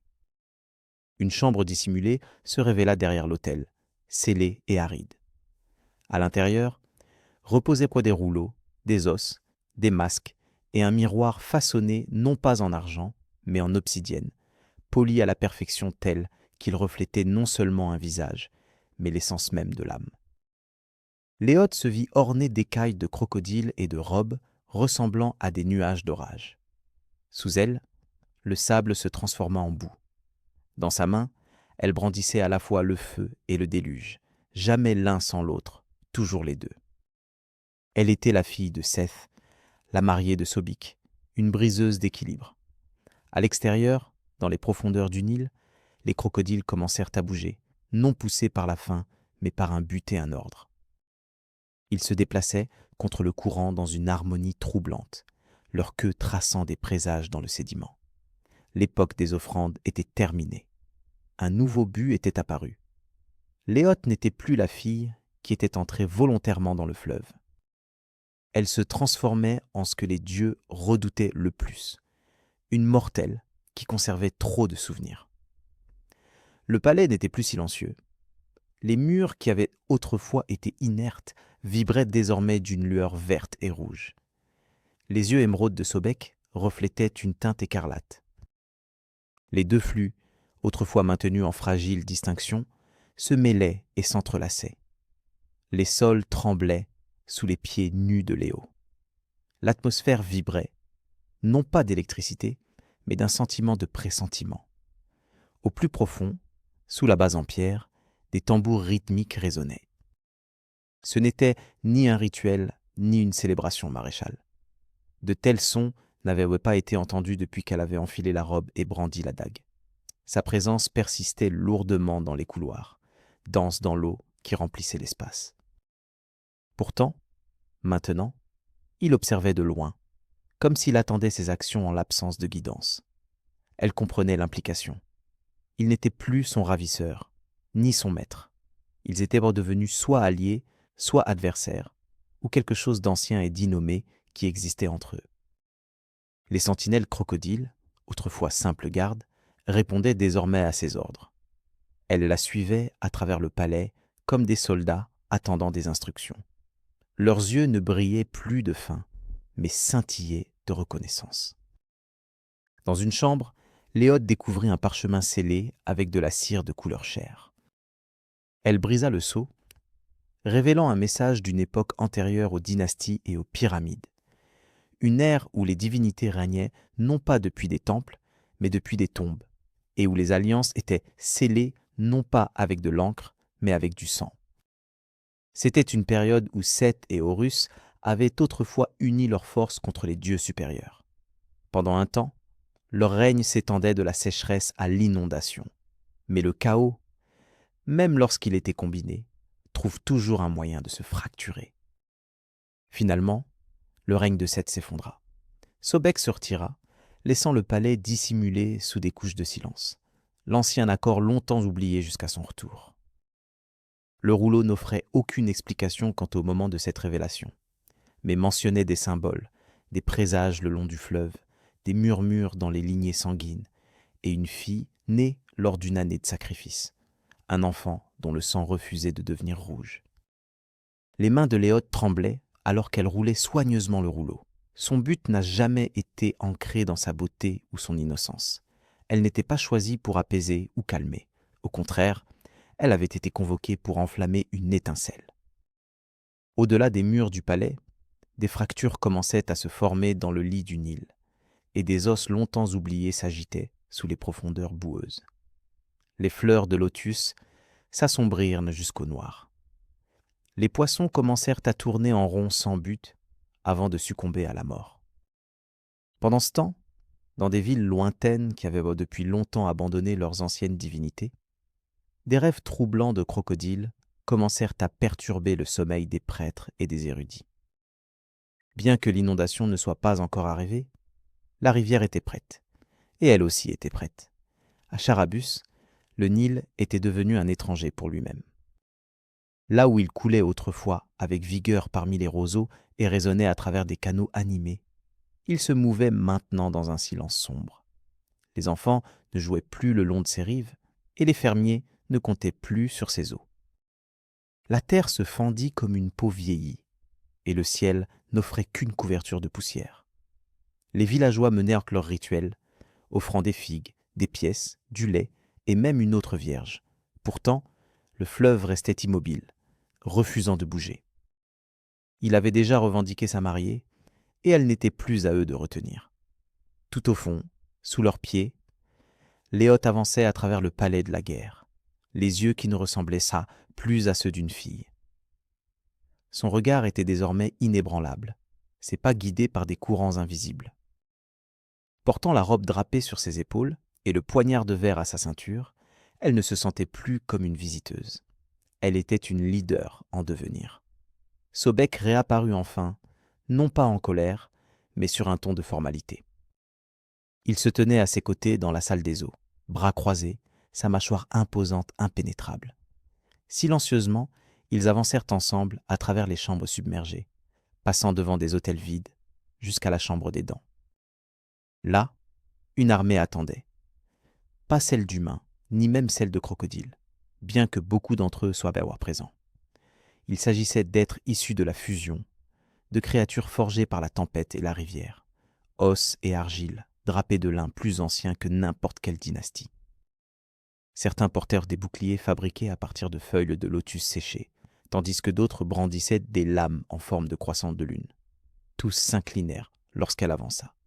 L'atmosphère vibra. Ce qu'ils offraient n'était pas la loyauté, mais la reconnaissance. Le sang de Seth était revenu, mais il arrivait enveloppé d'une forme inattendue, choix. Léotard n'avait pas été élevée dans des temples ou des cours. Elle avait connu la faim, la saleté et la tromperie des rites sacrificiels. Maintenant, elle traversait les halls des divinités, non comme une dévote, mais comme une égale. Au cœur de la chambre voûtée, un dais surélevé soutenait un bassin. Lorsqu'elle fit planer sa main au-dessus, l'eau se souleva, tourbillonnant et brillant, révélant des images du monde d'en haut. Les villes se déchirant, les déserts avalant des caravanes, les prêtres pleurant dans des sanctuaires désertés, mais aussi une fille dans un village lointain, regardant dans l'eau, appelant doucement son nom, et un crocodile invisible observant. Le conflit ne s'allumerait pas avec le tonnerre. Il commencerait par le souvenir, et Léote, la mariée du fleuve, ne conduirait pas des armées au combat. Elle donnerait naissance à des légendes. Les eaux commencèrent à frémir. Des cataractes du sud au delta du nord, quelque chose de primal s'éveillait sous la surface. Ce n'était pas un être vivant, mais une mémoire enfouie depuis longtemps qui se réveillait. Le courant du Nil devint plus dense et plus sombre. Des bancs entiers de poissons disparurent, sans laisser de traces. Les roseaux dans leurs lits marécageux flétrissaient et se décomposaient. Puis, peu à peu, les crocodiles réapparurent, non pas pour chasser ou se nourrir, mais pour reprendre leur territoire. À l'intérieur des halles, inondées du palais de guerre, Léote se tenait devant le miroir noir. Son reflet ne ressemblait plus à un visage humain. Ses yeux brillaient d'un éclat vaseux. Une douce lueur émanait de sa peau sous la robe. La dague suspendue à son côté pulsait rythmiquement, imitant un battement de cœur. Sa métamorphose approchait de sa fin. Elle ne s'était pas encore levée, mais elle se rappelait que le palais, autrefois silencieux, était maintenant devenu vivant. Les chambres bougeaient et se reconfiguraient selon ses ordres. Les symboles s'inscrivirent sur les murs à son passage, lui conférant des titres qu'elle ne comprenait pas encore. Les serviteurs ne se prosternaient plus. À la place, ils lui rendaient hommage. Dans la chambre la plus profonde, elle rencontra Sobek qui l'attendait. Il était désormais vêtu d'armure, mais non en or ou en soie. Il était protégé par la pierre et l'os. Son corps portait les marques de batailles anciennes, mais ses yeux restaient sereins.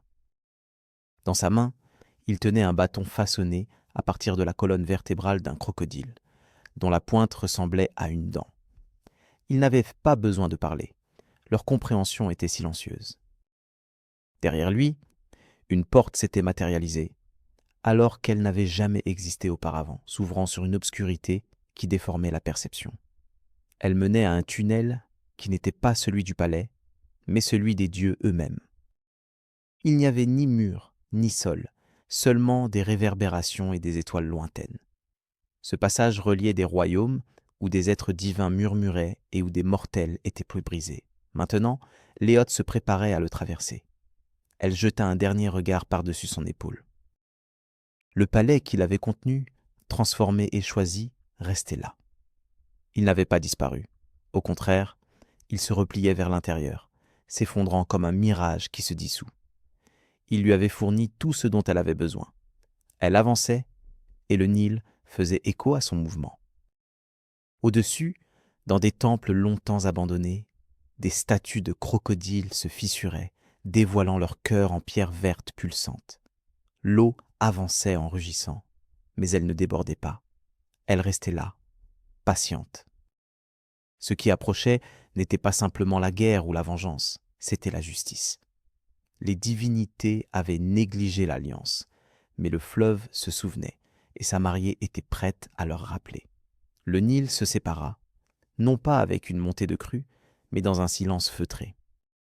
À l'aube, sous un ciel teinté comme de la terre humide, la surface de l'eau brillait d'une quiétude étrange. Des pêcheurs debout le long des rives, leurs filets abandonnés dans leurs mains. Des enfants pleuraient sans comprendre la cause. Les anciens s'agenouillèrent, murmurant des noms longtemps tus depuis des siècles. Des profondeurs émergent à elle, n'étant plus une fille, plus une mariée, ornée d'émeraudes et d'or fluvial, drapée dans un tissu qui changeait comme des nuages orageux et coulait comme des sédiments. Elle se tenait en équilibre sur le courant, comme s'il s'agissait d'une surface solide. La dague à sa taille, émettait une lueur tamisée, ardente.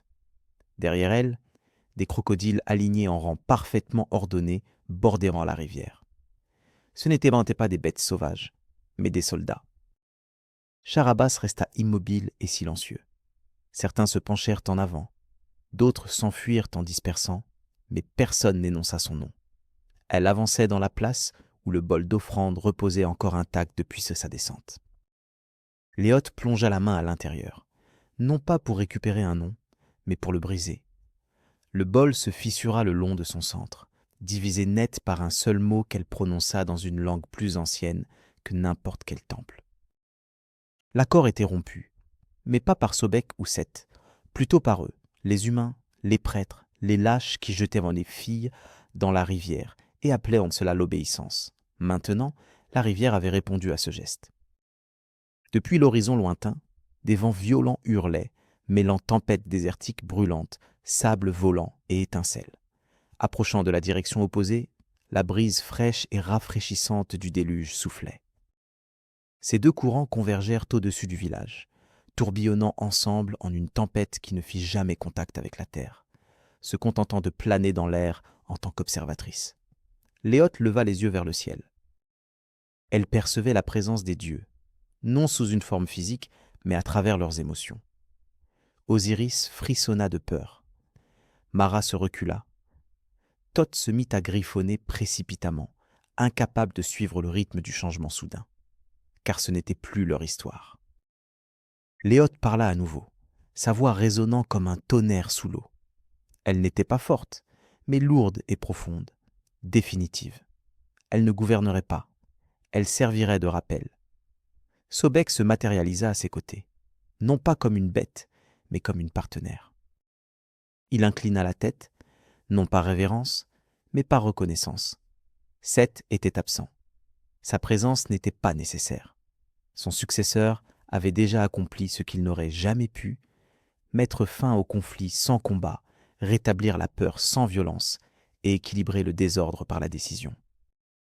Alors que la tempête s'effaçait dans la brume et que les villageois exhalaient prudemment à nouveau, le Nil murmurait doucement parmi les roseaux. Le fleuve conserve sa mémoire, tout comme sa mariée. Bien avant que les monarques n'inscrivent leur titre dans la pierre et avant que les temples ne résonnent d'hymnes dédiés à Ra, les corps célestes régnaient sur l'obscurité. Ces entités n'étaient pas des charbons inertes, mais des divinités, des filles et fils radieux de Nut, la déesse céleste. Elle avait étendu sa forme à travers le firmament pour protéger la terre du chaos. Sa progéniture, d'innombrables points de lumière scintillants, tourbillonnait à travers sa forme. Chacun portait un nom, un rôle précis et contribuait à une symphonie non dite qui maintenait l'harmonie cosmique. Pendant d'innombrables âges, les étoiles suivaient un commandement divin. Ra, le dieu du soleil, présidait au jour, et son influence s'étendait jusqu'au ciel nocturne. Il donnait des directives, et elle répondait en se déplaçant. Il commandait, et elle brillait de 1000 feux. Pourtant, même dans les royaumes divins, tous les progénitures ne restent pas éternellement obéissants. Parmi les corps célestes se trouvait Tiet, une déesse mineure associée à la tissage et aux motifs complexes.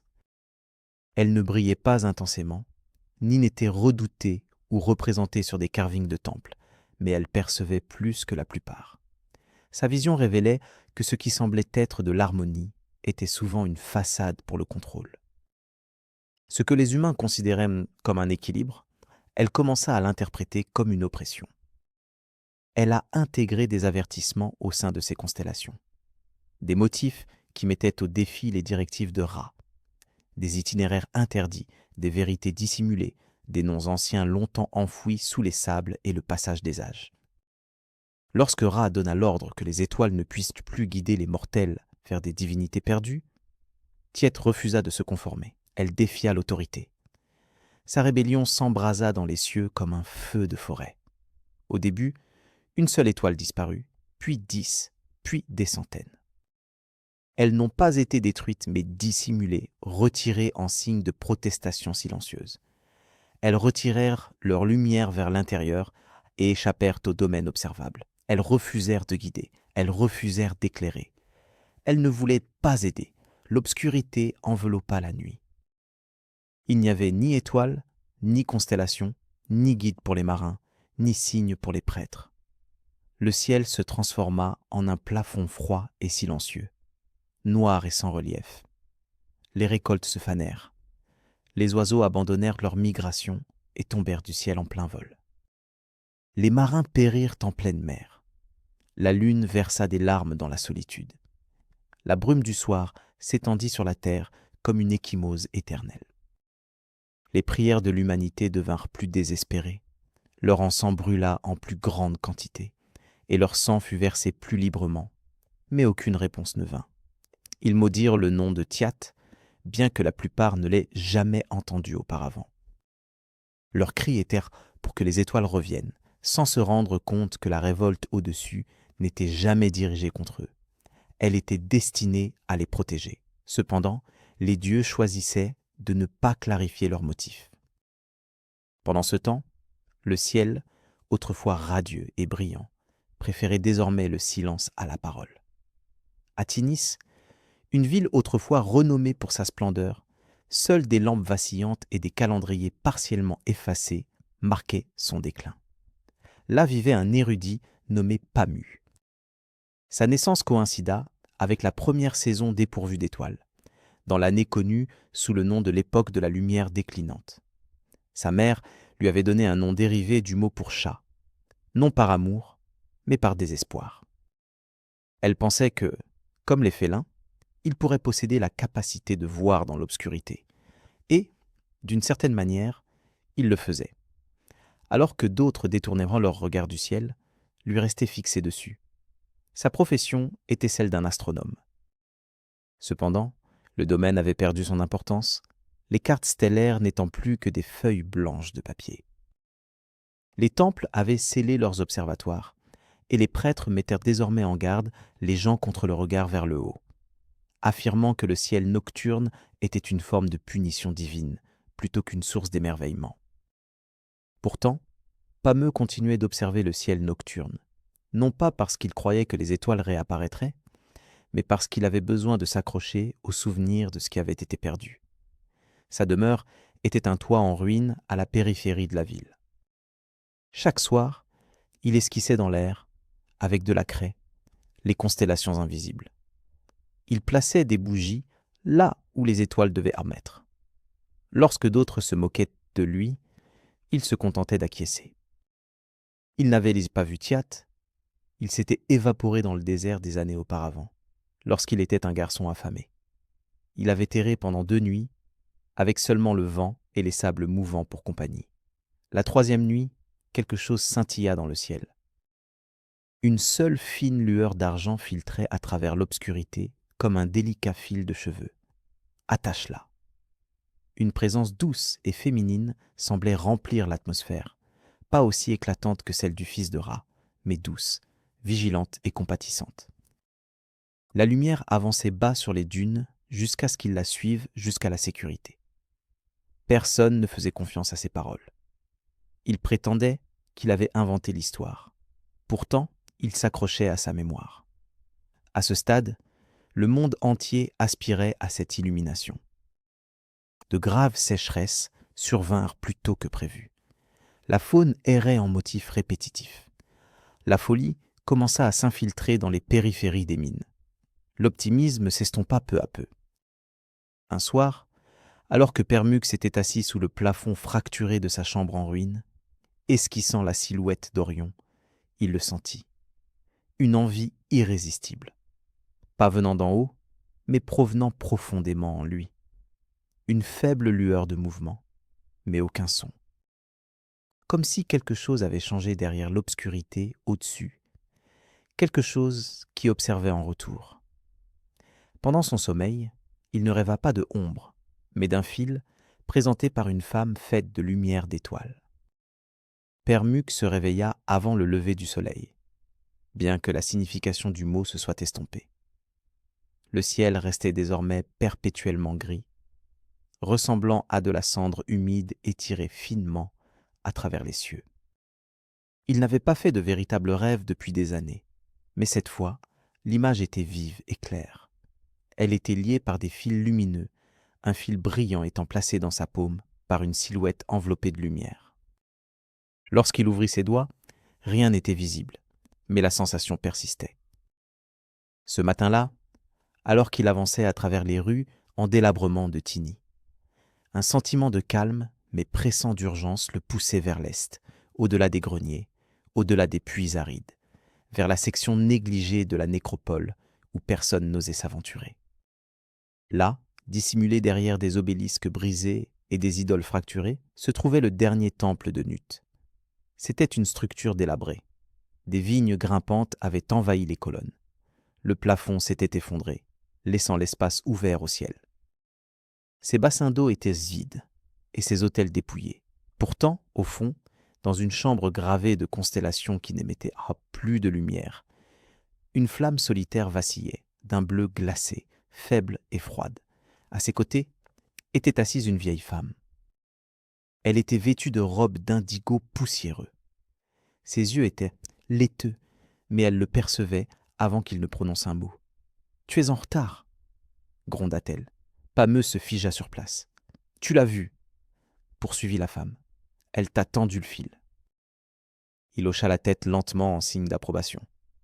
L'oracle de Nut, longtemps présumée morte depuis 10 années, révéla un sourire dépourvu de dents. Alors, le moment est venu. Elle expliqua que les étoiles n'avaient pas abandonné le monde. Plutôt, elles s'étaient retirées, se repliant dans les plis entre les instants du temps, attendant qu'un mortel ose en réclamer un parmi eux. Cependant, cela ne serait pas un simple voyage à travers les cieux ou sur de grandes distances. Au contraire, cela impliquerait de s'élever dans l'essence même de Nut, dans les domaines divins où les divinités insufflent l'existence dans l'histoire. Depuis l'aube des temps, aucun mortel n'avait traversé ce chemin, ni personne n'en était jamais revenu. Pourtant, Tai l'avait choisi pour cette quête périlleuse. Naturellement, il y avait un prix. Pour localiser une seule étoile et la ramener dans le ciel, il lui faudrait trahir Tiat, réprimer sa rébellion et mettre fin à son exil. Ce n'est qu'à travers cet acte que les étoiles pourraient être convaincues de briller à nouveau. En sortant du temple, le poids du ciel lui pesait plus lourd que jamais. Il avait longtemps désiré chercher les étoiles. Maintenant, il semblait que ce soient les étoiles qui aspiraient à le chercher à leur tour. L'aventure ne commença pas par des pas. Elle commença par un seul fil.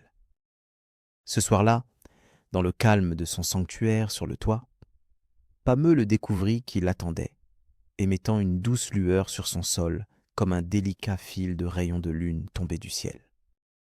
Il tendit la main pour le saisir, et plutôt que de se retirer, il se déplaça, montant doucement, comme pour l'inciter à le suivre. Il monta, non pas par des escaliers ou des cordes, mais à travers la lumière elle-même. Le fil s'étira vers le haut dans le ciel, passant à travers le plafond en ruine et dans l'obscurité au-dessus. Au moment où il le toucha, ses pieds se soulevèrent du sol. La gravité exhala doucement et relâcha son emprise. Il monta d'abord lentement, puis de plus en plus vite dans un ciel qui aurait dû être dépourvu de vie. Pourtant, au-delà du voile d'obscurité mortelle, d'autres cieux se déployaient, non pas illuminés par des étoiles, mais par des souvenirs. Il avançait à travers des strates de silence, un air sans vent, intemporel et silencieux, à travers des champs d'atmosphère froide bleue, dépourvus de nuages. Aucune étoile ne l'accueillit directement, seulement leurs échos, fantômes de constellations à peine tracées sur l'intérieur de la voûte céleste, comme des lignes de craie effacées. La forme de la noix s'étendait au-dessus de lui, immense et nourricière, ses bras s'étendant à travers l'éternité. Pameux dériva vers elle, le fil toujours serré dans sa main. À chaque centimètre qu'il gagnait vers le haut, un souvenir surgissait, pas le sien, mais celui de Monde. Il traversa des divinités oubliées, des mythes abandonnés, des monuments en ruine flottant dans le ciel, comme s'ils dérivaient sur une mer de foi.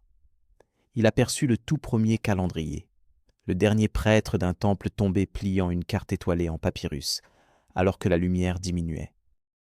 Un marin criant à la mer, échoué sous la première nuit sans étoiles. Ce furent des sacrifices, des signes de ce qui avait été volé. Puis apparut un portail. Il n'était pas construit. Il avait toujours pris la forme d'un œil fermé, gravé de symboles qu'il ne pouvait pas déchiffrer, mais qu'il comprenait instinctivement d'une manière ou d'une autre.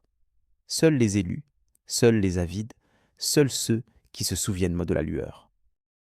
Le fil devint tendu dans sa main. Il l'attira plus près du portail, mais quelque chose d'autre s'éveilla à proximité.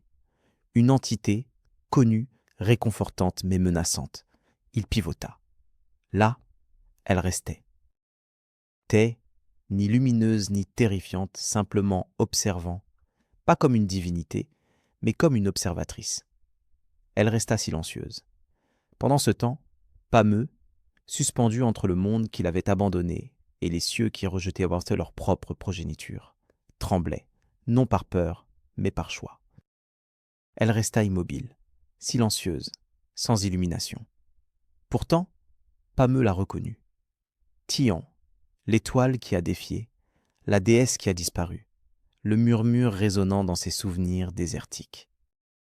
Maintenant, dans l'espace qui relie le ciel et le royaume, elle apparut non pas comme une brillance, mais comme une ombre enveloppée de scintillements. Sa silhouette était ornée de brins de constellations tombées, des étoiles emmêlées dans sa tresse comme de vieilles cicatrices. Ses yeux étaient anciens, fatigués, embrasés d'intensité. Mais elle resta silencieuse. Pameu serra encore plus fermement le fil qu'elle lui avait donné dans son rêve, le tenant fermement dans sa main. Sa lueur fin persistait, battant maintenant au rythme de son cœur contre sa paume. Il ouvrit la bouche pour parler, mais aucun mot ne sortit, non par peur, mais parce qu'à cet instant, la vérité n'avait pas besoin d'expression verbale. Elle leva une seule main, faisant scintiller et vaciller le fil dans sa prise. Soudain, derrière elle, le ciel se déchira. Ce n'était pas le tonnerre qui rugissait, mais un souvenir vif, celui du jugement, des décrets, des étoiles punies pour leurs défis. Une vague de flammes spirala dans le vide au-delà, dévorant des morceaux du ciel, comme s'ils étaient une nourriture. Cette scène lui rappelait que chaque voyage a un prix. Il était venu pour réclamer une étoile, juste une seule, un sacrifice pour satisfaire les exigences de Ra. Un corps céleste retrouvé en harmonie en échange du retour des autres dans le ciel. Pameu regarda Taïet et soudain, avec une clarté perçante, réalisa qu'elle était celle que Ra désirait. Pas une étoile, mais elle, la rebelle, l'emblème de la défiance, le coup de la paix. Son but n'était pas de localiser une étoile, c'était de trahir un ami. Taï s'approcha. Lorsqu'elle parla enfin, sa voix ressemblait au vent soulevant la poussière du désert, asséchée et délibérée. « Ils vous ont demandé de réparer le ciel », expliqua-t-elle, pas de remettre en question la cause de son effondrement. Pameu prit une profonde inspiration. L'univers s'efface. « Et les étoiles aussi », répondit-elle. Cependant, la mort n'est pas forcément l'ennemi. Parfois, elle sert de preuve que nous avons vécu selon nos propres choix. Elle tendit la main vers le fil qui les reliait. Il trembla. « Passe par cette porte, murmura-t-elle, et le ciel reviendra. » Mais pas ce ciel-là, ni mes étoiles, seulement celles qui obéissent. Elle se détourna de lui, disparaissant dans le vide. Sois prudent dans ton choix, Pameu. Ce que tu récupéreras pourrait ne pas valoir la lumière. Le portail vacilla devant lui, une pierre d'obsidienne en forme d'œil ouvert, bordée de glyphes lumineux qui scintillaient et bougeaient comme de l'encre vivante. Au-delà se trouvait le domaine des étoiles, l'intérieur du corps de Nut, le passage sacré où réside la mémoire du ciel. Pameu s'arrêta, incertain. Les mots de Tiat résonnaient encore en lui, leur signification pesant plus lourd que la gravité. Ce n'était pas un simple sauvetage, c'était un marché, son univers échangé contre son silence. Il avançait, la corde dans sa main tendue et fine, puis traversa le portail comme s'il s'agissait de brume. Pameu le suivait de près, et à l'instant où il franchit la frontière, des souvenirs affluèrent en lui. Ce n'était pas simplement un couloir, c'était une rivière de images en flux continu. Des visions le frappèrent en succession rapide. Une multitude de vies qui n'étaient pas les siennes. La première, un observateur d'étoiles gravant des motifs d'étoiles dans de l'argile. Un marin naviguant à la lumière de Tite à travers la mer Noire. Un amoureux murmurant doucement des promesses sous un ciel qui allait bientôt disparaître. La révolte n'était pas uniquement sacrée, elle était intrinsèquement humaine. Les corps célestes avaient toujours communiqué avec eux. Puis Ra coupa la connexion. Chaque vision brillait comme la lumière du jour derrière les paupières closes. Pameu vacilla. Il se rappela la nuit où les étoiles se retirèrent, non par fureur, mais par tristesse. Taïet, tissant sa dernière étoffe d'illumination, se désintégra en filaments et en flammes, tandis que les autres observaient, hésitant à poursuivre. Ce n'était pas une insurrection motivée par l'orgueil, c'était un acte de sacrifice. Maintenant, il était là pour l'inverser. Au cœur de la porte, un dernier souvenir persistait. Il n'était pas sacré, il lui appartenait. Un jeune garçon seul dans le désert, errant et assoiffé. Un bref éclat de lumière dans l'obscurité au-dessus, accompagné d'une voix douce comme la brise. « Viens avec moi ». C'était Thoth, pas une simple illusion ou hallucination. Elle avait brisé le silence en son nom, et maintenant, le silence insistait pour qu'on la retienne. Palmu tomba à genoux. Le ciel autour de lui scintillait et vacillait. Les étoiles parsemaient le ciel, innombrables, regardant en dessous derrière le voile céleste comme des enfants nerveux se cachant derrière des rideaux. Elles restèrent là, attendant silencieusement sa décision, soit sauver l'une d'elles, soit toutes les sacrifier en présentant Taïet comme la victime. Sa main tremblait de façon incontrôlable. Le fil qu'il tenait n'émettait plus de lueur. À la place, il pulsait rythmiquement, comme un battement de cœur, le sien. La porte restait ouverte, patientant pour son choix. Le ciel écoutait attentivement. Au-delà du seuil de la mémoire se trouvait le royaume des flammes. Aucun sol solide n'existait. Seulement une vaste étendue de lumière, superposée et pliée comme de la soie prise dans une tempête de désert. Pamu dériva vers ce royaume, guidé par le dernier battement de cœur du fil. Ses pieds ne touchèrent jamais rien de tangible. Pourtant, il avançait, attiré dans un espace dépourvu de murs, mais contenant toute l'existence. Ici, les dieux n'étaient pas de simples statues. Ils incarnaient des forces pures. Au cœur brûlait Ra, une sphère de flammes dorées et blanches scintillantes qui changeait constamment. Lui entourait de formes silencieuses, des divinités connues uniquement à travers des inscriptions sur d'anciens murs de temples, désormais usés et effacés par le passage du temps. Mara, dont l'intellect brillait intensément de raison. Tat, une écriture gravée dans l'air même qui les entourait. Et à proximité, ombragé et vigilant, se tenaient Horus, Bastard, Sekhmet. Ils attendaient en ce moment. Pameu resta silencieux, mais son esprit était exposé, comme épluché à vif devant eux. Il reçut une vision. La terre restaurée dans toute sa splendeur, les étoiles scintillant en formation ordonnée, les champs en pleine floraison, les rivières coulant régulièrement, les prêtres chantant à nouveau des hymnes de révérence aux dieux qui étaient restés silencieux si longtemps. Au cœur de cette vision, une seule étoile réapparut. Tai, qui ne brillait plus librement, mais était liée et fixée au ciel par des chaînes divines de loi. Son soulèvement avait été anéanti, sa brillance absorbée de nouveau dans le système qu'elle avait défié. Calme, oui. Structure, oui, mais pas honnêteté. Lorsque la voix de Ra résonna, elle n'était ni forte ni imposante. Au contraire, elle portait une sérénité, une négociation. « Ramène-la », insinuait-elle, et la nuit brillera à nouveau de splendeur. Refuse l'accord et laisse le monde se décomposer dans l'obscurité. Pameu sentit le poids de l'humanité peser sur lui. La soif, la faim et la folie se reflétaient dans les yeux des enfants qui n'avaient jamais vu les étoiles. Ils comptèrent sur lui pour donner son consentement. Ils comptaient sur la lumière. Cependant, Il sentit aussi la douce chaleur de la radiance de Tiat persister silencieusement dans ses pensées. Cette chaleur réconfortante l'avait guidé hors du désert, non pas comme un ordre, mais comme un choix personnel.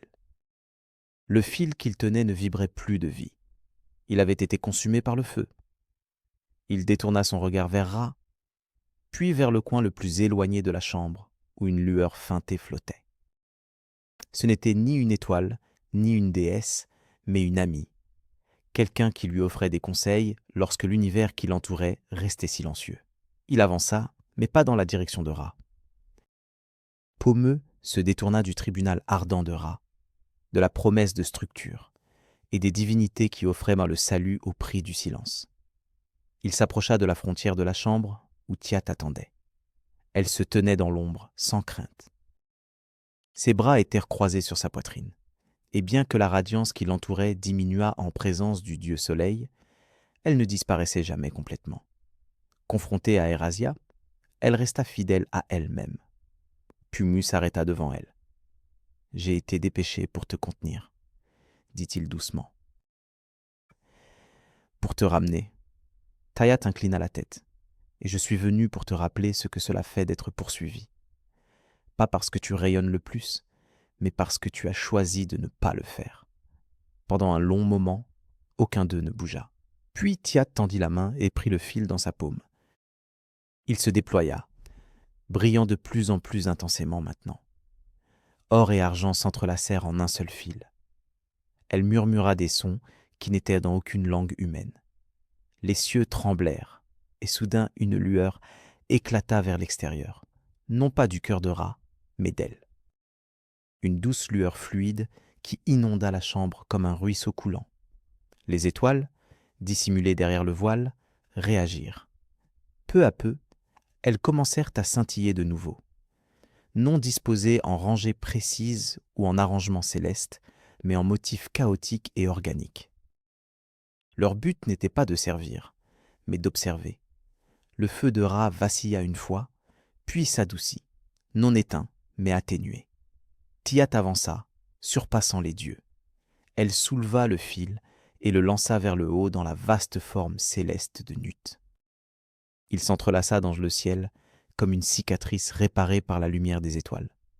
De cela, une nouvelle constellation émergea. Elle n'était pas composée de chaînes, mais d'un métier à tisser, d'un fil, avec un mortel au centre. Elle n'était ni adorée ni exclue. Tai se tourna vers Pameu. « Tu n'as pas ramené une étoile, » dit-elle avec un sourire doux. « Tu leur as rappelé pourquoi nous avons été brûlés. » Puis elle disparut, se repliant dans les cieux. Cette fois, non en exil, mais en libération. Alors que Pameu redescendait peu à peu dans la conscience, le ciel au-dessus scintillait. Pas avec des étoiles obéissantes, mais avec d'innombrables petits actes de défiance. Les corps célestes étaient réapparus, non pas à cause de Ra, mais parce qu'un mortel s'était souvenu de ce que c'était que suivre une lumière donnée librement. Lorsque les pieds de Pameu touchèrent à nouveau le sol, l'atmosphère semblait différente, ni plus chaude ni plus froide, mais plus transparente. Il se tenait au sommet du toit de sa maison en ruine à Tinis, au même endroit où il traçait chaque nuit des constellations fantomatiques. Pourtant, maintenant, le ciel n'était plus vide. Une douce dispersion d'étoiles scintillait au-dessus de lui. Pas toutes en même temps, pas immédiatement, mais suffisamment pour provoquer des exclamations d'émerveillement de la ville endormie en contrebas. Les étoiles revenaient, non pas en ligne nette de lumière obéissante, mais en vagues dispersées. Certains individus rayonnaient d'une résistance intense, tandis que d'autres ressemblaient à des enfants se retirant dans un monde qui les avait depuis longtemps oubliés. Ils étaient imparfaits, inégaux, mais magnifiques. Les habitants de Tinis s'éveillèrent avant le lever du soleil. Au début, les marins sortirent pour observer la rivière sans vent. Ensuite, les travailleurs du marché de nuit apparurent, suivis par les prêtres du temple, la bouche grande ouverte d'émerveillement. Pour la première fois depuis de nombreuses années, des ombres n'étaient pas seulement projetées par des flammes, mais aussi par la lumière des étoiles. Les anciens versèrent des larmes. Les enfants regardaient vers le haut, essayant d'identifier les figures lumineuses, bien qu'aucune ne correspondît aux cartes anciennes. Pamu resta silencieux, le cœur à la fois lourd et élevé. Il n'avait pas sauvé Tai. C'est elle qui s'était sauvée elle-même. Tout ce qu'il fit, ce fut écouter. Le temple de Ra rouvrit ce matin-là, mais pas avec des hymnes. Au contraire, il était rempli de questions. Pourquoi les étoiles étaient-elles réapparues sans décret divin? Pourquoi certaines étaient les absentes, d'autres plus lumineuses, certaines formant des motifs inconnus jamais enseignés dans les académies sacerdotales? Et qui était cet homme aperçu debout sur le toit, illuminé par la lumière fraîche des étoiles? La nouvelle se répandit rapidement, plus vite que les flammes. Certains le considéraient comme un prophète, d'autres comme un hérétique. Pameu ne prêta attention à aucun d'eux. Ce soir-là, il retourna sur le toit avec un but simple. Observer, non pas enregistrer ou enseigner, simplement témoigner. Car il semblait que les étoiles avaient choisi non seulement de réapparaître, mais aussi de se transformer. Elles n'étaient plus simplement des divinités. Elles étaient devenues des histoires, des actes de défi, des décisions, et des vestiges de liberté tissés à nouveau dans l'obscurité. Bien haut, une nouvelle constellation brillait un peu plus intensément que les autres. Un métier à tisser, un fil, une silhouette se tenant en son centre. Pas éternel, pas sacré, seulement un homme qui se souvenait de la lumière. Les étoiles étaient revenues, mais leur retour n'était pas discret. Chaque nuit, de nouveaux motifs se déployaient dans le ciel. Des constellations inhabituelles qui n'avaient jamais figuré sur les anciennes cartes. Des motifs de défis, de divinités oubliées, d'actes mortels gravés dans la toile céleste. Quelques étoiles scintillaient, comme si elles luttaient pour rester lumineuses. D'autres émettaient des pulsations irrégulières, résistant au rythme strict de l'ordre de Ra. Pameu comprenait désormais la vérité. Les étoiles n'avaient pas simplement réapparu, elles avaient ravivé leurs souvenirs. Et une fois éveillés, les souvenirs ne trouvent jamais de repos tranquille. Partout dans le pays, les temples ont rouvert, certains avec révérence, d'autres avec appréhension. Les clercs se hâtèrent de réviser leurs enseignements, copiant des parchemins qu'ils détruisaient ensuite. Les fermiers célébrèrent lorsque leurs cultures commencèrent à pousser sous un ciel nocturne plus doux. Les marins murmurèrent que les courants avaient changé de direction, semblant à nouveau guidés par une ancienne guidance céleste, mais avec cette illumination vint l'agitation. La constellation de Tiat brillait désormais intensément, toujours légèrement séparée des autres, audacieuse, lumineuse, impossible à ignorer. Dans certaines villes, cette prominence suscita l'envie, conduisant à des offrandes faites à Ra dans l'espoir d'éteindre sa lueur. Des hymnes anciens furent ravivés pour purifier les cieux. Cependant, le ciel refusa de se conformer. Plus maintenant.